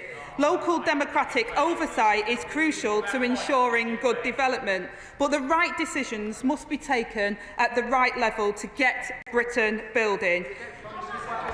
I'll give way. I thank the Deputy Prime Minister for giving way and for the excellent speech she's given about the importance of building homes. She mentioned earlier the importance of getting young people out of temporary accommodation, something I wholly support. Would she also agree with me it's not just about temporary accommodation, it's also about families that are suffering from overcrowding, families in unsuitable accommodation and families at risk of homelessness and the anxiety that brings with it? I know that's something that my inbox is full of from residents in Harlow. Secretary of State. My honourable friend makes a very important point, because not only is this government inherited a real dire situation in terms of house building, and that's why we're going to turn the tide and build the 1.5 million homes. But we've also seen homelessness levels rise. They promised to end Section 21 no-fault evictions, haven't done it. We're going to do it. We're going to bring in Arab's law that will protect people in the rented sector. There is so much wrong with our housing system. This government is starting to turn the tide on that, and that's what this is, one crucial step in the overall picture that this government is taking to improve the circumstances for people, whether it's whether they want to buy a home, whether they're in a home, or whether they're in private rented situation. Turning back to the planning committees, Madam Deputy Speaker, we will bring in new controls over the size of planning committees, increasing the pace and quality of decision making while maintaining robust debate. And we're introducing mandatory training for planning committee members to improve their expertise, while allowing councils to set their own planning fees to cover their costs, with a promise that this money is reinvested back into the system to help speed it up. I'll give way. Clifton Brown. I'm very grateful for the Deputy Prime Minister giving way. My colleague in the front here says she doesn't like you, but she obviously does. So I welcome a lot of what this bill is doing. It's speeding up the planning system. As a charter surveyor who has practised in planning, that is desperately needed if we're going to get more houses built. But the one area of the bill I have concerns about is what she's just talking about just now. If local people feel completely overridden by their planning system, they're going to feel very hard done by. Otherwise, if we override local people, we might just as well have a nationally directed planning system rather than a local planning system. Will she carefully think about that balance? Secretary of State.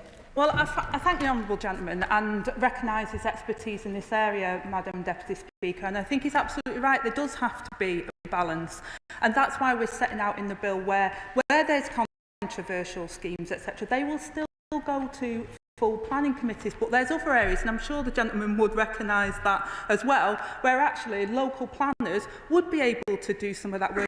And if we set out the rules clearly, I think we can make the process better, so that where there is more need for that engagement with this mandatory training for those that are on the planning committees as well, I actually we'll get a better result through these changes. And I hope the honourable member will continue to engage with us in that vein.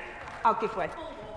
Thank you very much, Madam Deputy Speaker. Can I welcome the £2 billion in extra money for social homes being announced today, but also for the 150 new nationally significant infrastructure projects that will be paved the way for them by this bill. But also, more importantly, that we're the party of the builders, not the blockers, so we need more builders.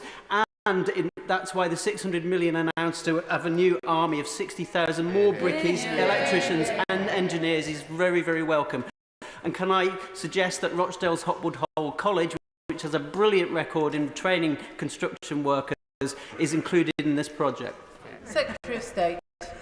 Well, Madam Deputy Speaker, as my honourable friend alludes at, 10 colleges of excellence was announced as part of the 600 million and 60,000 new apprenticeships. This is part of making work pay for me as well, Madam Deputy Speaker, giving our young people opportunities, and it will be fantastic, and I hope the honourable member will be engaged in that process, and my colleagues in government will have heard that. But I think, as another Greater Manchester MP, I feel that Greater Manchester definitely should be part of that process. Madam Deputy Speaker, I'll give way. Just to pick up the tone of some of the comments made there about blockers, I knock on many doors in my constituency, Sutton and Cheam, and the narrative about NIMBYs blocking housing, people not wanting homes built in their constituency, is very much untrue. People recognise the need for additional homes for themselves, their children and those of a growing population. But what they worry about is infrastructure. This bill does not include mandatory infrastructure targets, and that's why residents are so sceptical about their ability to get GPs appointments at the moment. With additional homes and additional demand, they're going to struggle even more in future. How can we reassure them that those needs will be met in the future? Well, Madam Deputy Speaker, let me be clear. I don't call people of this country the blockers. I don't see that when I'm out and about. I never did during the general election. People want it. And I think the honourable member makes a very important point about infrastructure as well. People often say the infrastructure isn't there. This bill streamlines infrastructure. I think it goes some way towards doing the work. It's not everything. We have to do a lot of other things, like we've done with Section 106, for example, which under the previous government, often we didn't get the benefits. People wiggled out of their obligations. So I appreciate the tone of what the honourable member is saying, Madam Deputy Speaker, and this government is going to make sure we build the houses people want, where they want them, with consultation and with the critical infrastructure that they need. And at the same time, we'll unlock land for housing and infrastructure by reforming the compulsory purchase process, ensuring that important projects which deliver public benefits, like many more social and affordable homes, are given the green light, and that compensation paid to landowners is not excessive. I'll give way. Very grateful to the Deputy Prime Minister for giving way. I warmly welcome the changes to Hope Value in order to build more affordable homes, but could I ask her to clarify whether it will also apply to wider projects for community benefits, such as playing fields? Udney Park in Teddington, in my constituency, has lain derelict for over a decade as successive owners have wanted to develop it, but they can't. There is huge demand for community playing fields. The community wants to be able to access it. Will she assure me that actually the Hope Value changes will apply much more broadly than just affordable housing? Well, I hope that the honourable member continues to engage, Madam Deputy Speaker, because we do want to make sure that we can go as wide as we possibly can, so that we get the land that is needed, so that we can build the houses that we desperately need. And we're also doing work within the devolution bill, which will be coming forward around compulsory purchase on other assets of public value as well, which is not for building on, but again touches on some of the points that the honourable member raises. We're also strengthening development corporations to make it easier to deliver the housing projects we need. These corporations delivered previous generations of new towns, and this Labour government is building on our post-war legacy by giving them enhanced powers to help deliver our next next generation of new towns. These will be communities built with local people in mind, with the affordable housing, GP surgeries, schools and public transport that working people expect and need. I'll give way. I thank the Deputy Prime Minister for giving way, and actually we have a mutual passion. I know I know the Deputy Prime Minister is a great fan of the work that His Majesty the King does in terms of the built environment and making sure there's a very high quality in terms of design. And one of the concerns that I think a lot of people have is seeing the quality of design eroded, and sort of a same design in Kent as it is in Staffordshire. Would the Deputy Prime Minister look at what could be done to actually enhance design codes? Because there feels as if there's been an erosion of this, not an enhancement of it. Well, Madam Deputy Speaker, it reminds me of our time when we used to spar at the dispatch box, but I'm glad I'm on this side now. I beg to differ. Look, I think he's absolutely right about design, and we are covering that in our new towns, and he's right that His Majesty also feels very passionate about this, and I think everybody does, to be honest. Nobody wants to live in an ugly home, and actually design is really important, and it's different in different places. Yorkshire is different to Manchester brick, it's different to Devon, so making sure that that's part of the process, which is always crucial, is important, but not preventing us from getting forward, and that's why the MPPF, we clarified some of the issues around beautiful, Madam Deputy Speaker, which was holding up, but I want to reassure honourable members across the House that we do expect safe homes, we do expect beautiful homes, and we do expect homes that are fit for the future as well in terms of renewables and energy efficiency. To both meet our net zero ambitions and drive growth, the bill will also speed up approvals for clean energy projects. Some projects currently face waits of over 10 years, another legacy of Tory failure, with a first ready, first connected system replacing a flawed first come, first served approach, and £200 billion of investment unlocking growth through the Clean Power by 2030. Our reforms will protect households from the roller coaster of foreign fossil fuel markets and usher in a new era of energy independence where despots like Putin can no longer have their boot on the nation's throat.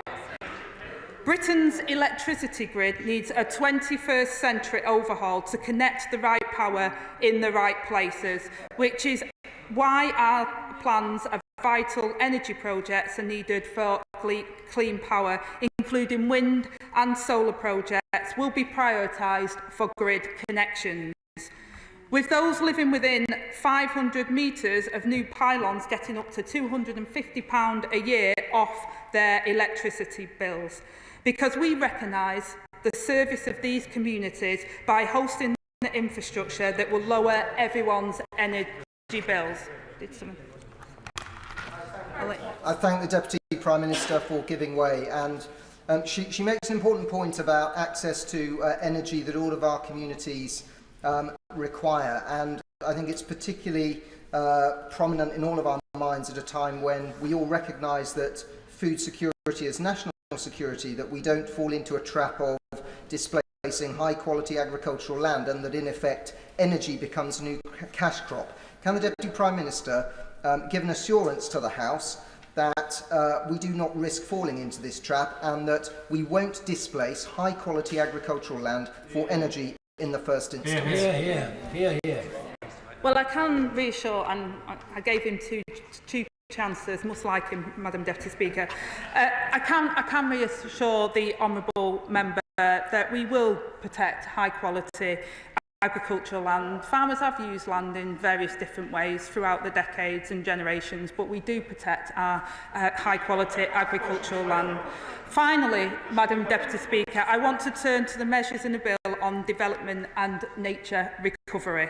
We have some incredibly important habitats and species in this country, and the government could not have been clearer in our manifesto that we are committed to improving outcomes for nature. I'll give way. my right honourable friend for giving way, and can I congratulate her on a fantastic speech and a great piece of legislation which both turbocharges our plans to restore nature at scale and also build the homes that we need. Could I ask her to say a little bit more about how this bill could help us restore our precious chalk streams like the River Pang in my constituency? Absolutely. This bill is about how we can do nature recovery and protect nature. So we think that this bill is a win-win. Under the previous government, we had all sorts of problems that were holding up, and we tried to work with the government. They wouldn't work with us when they were in government, Madam Deputy Speaker, and that's why they're on that side of the house and we're on this side of the house and that we're building. But I'm sure it's a shared goal across by all members across this house that we want to improve outcomes for nature, but I'm also confident that no one here thinks the system is working well. Any set of rules that results in a £100 million back tunnel is an outrage.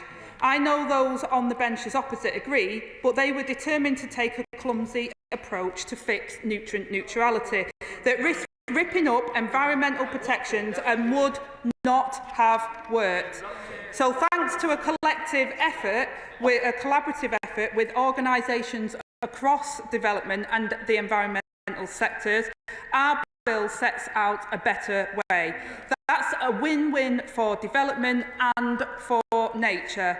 It establishes a nature restoration fund that will allow developers to make a simple payment to discharge their environmental obligations and to crack down on the building homes and infrastructure projects that we desperately need so that we can crack on.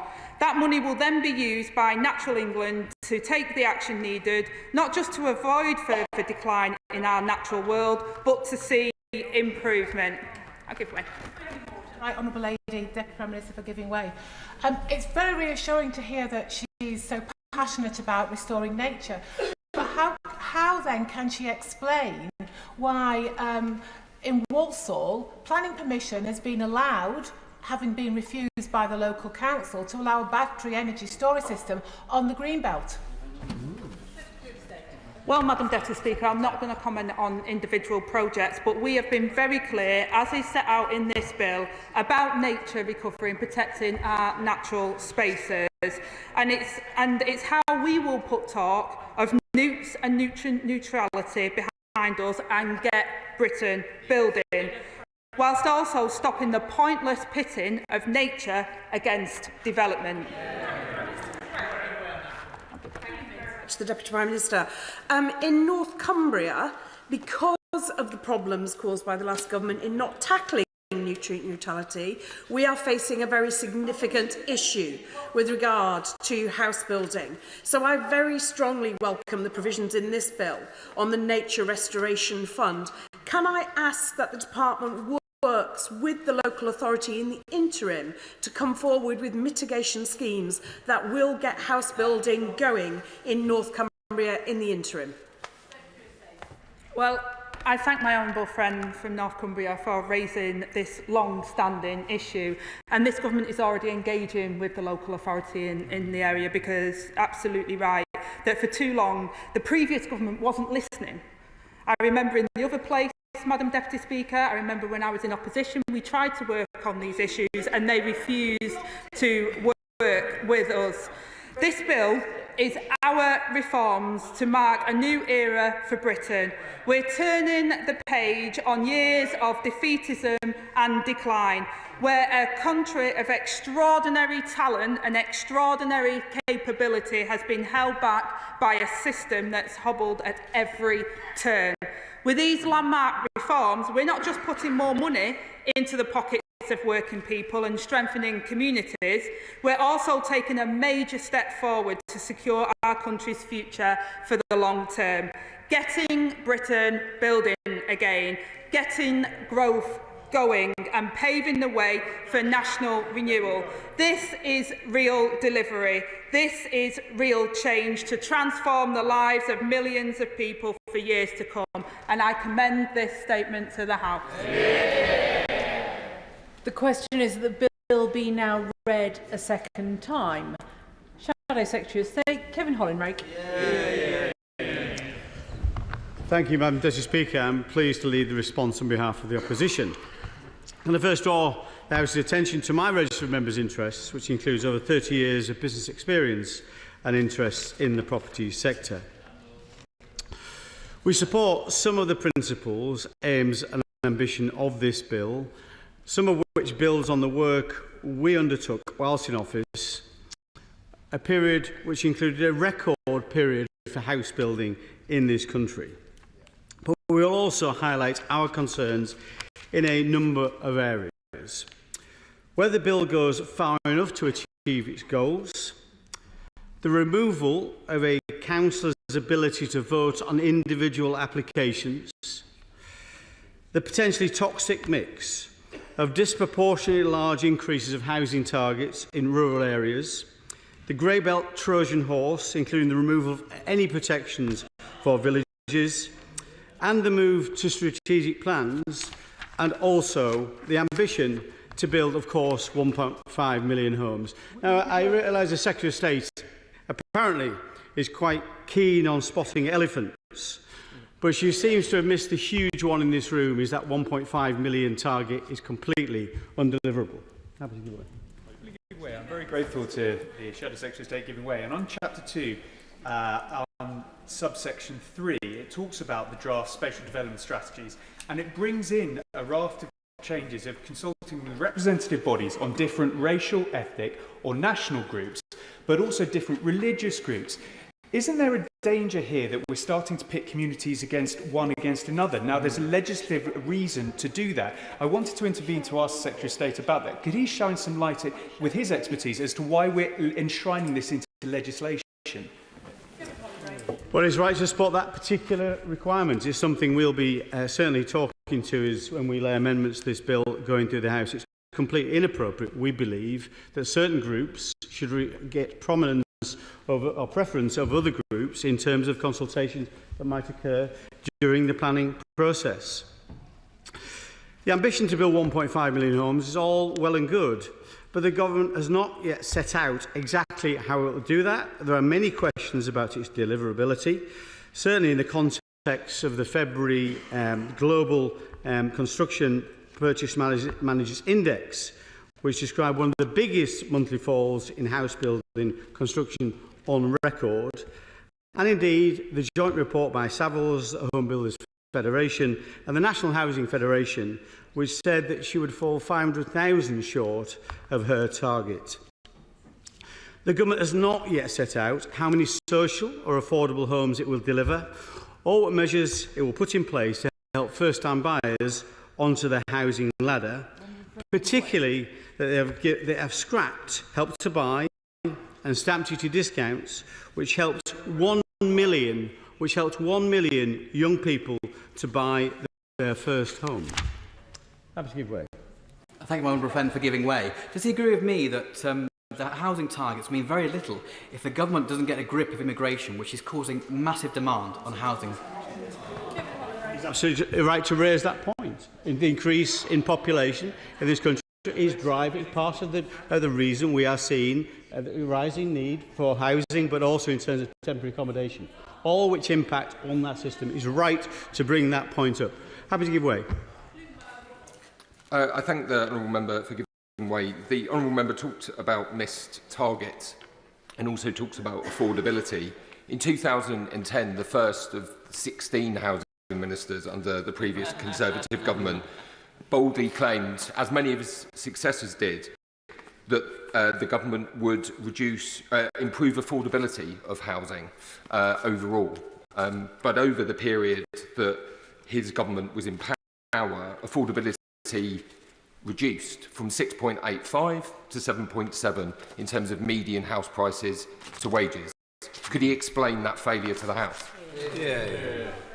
He fails to acknowledge there's quite a few different housing ministers under Labour's previous tenure as well, to be fair. But he makes a very interesting point, a very important point, which I'm very happy to answer to. Of course, we want to build more houses to tackle the overall affordability problems. And as I say, that in terms of social housing, during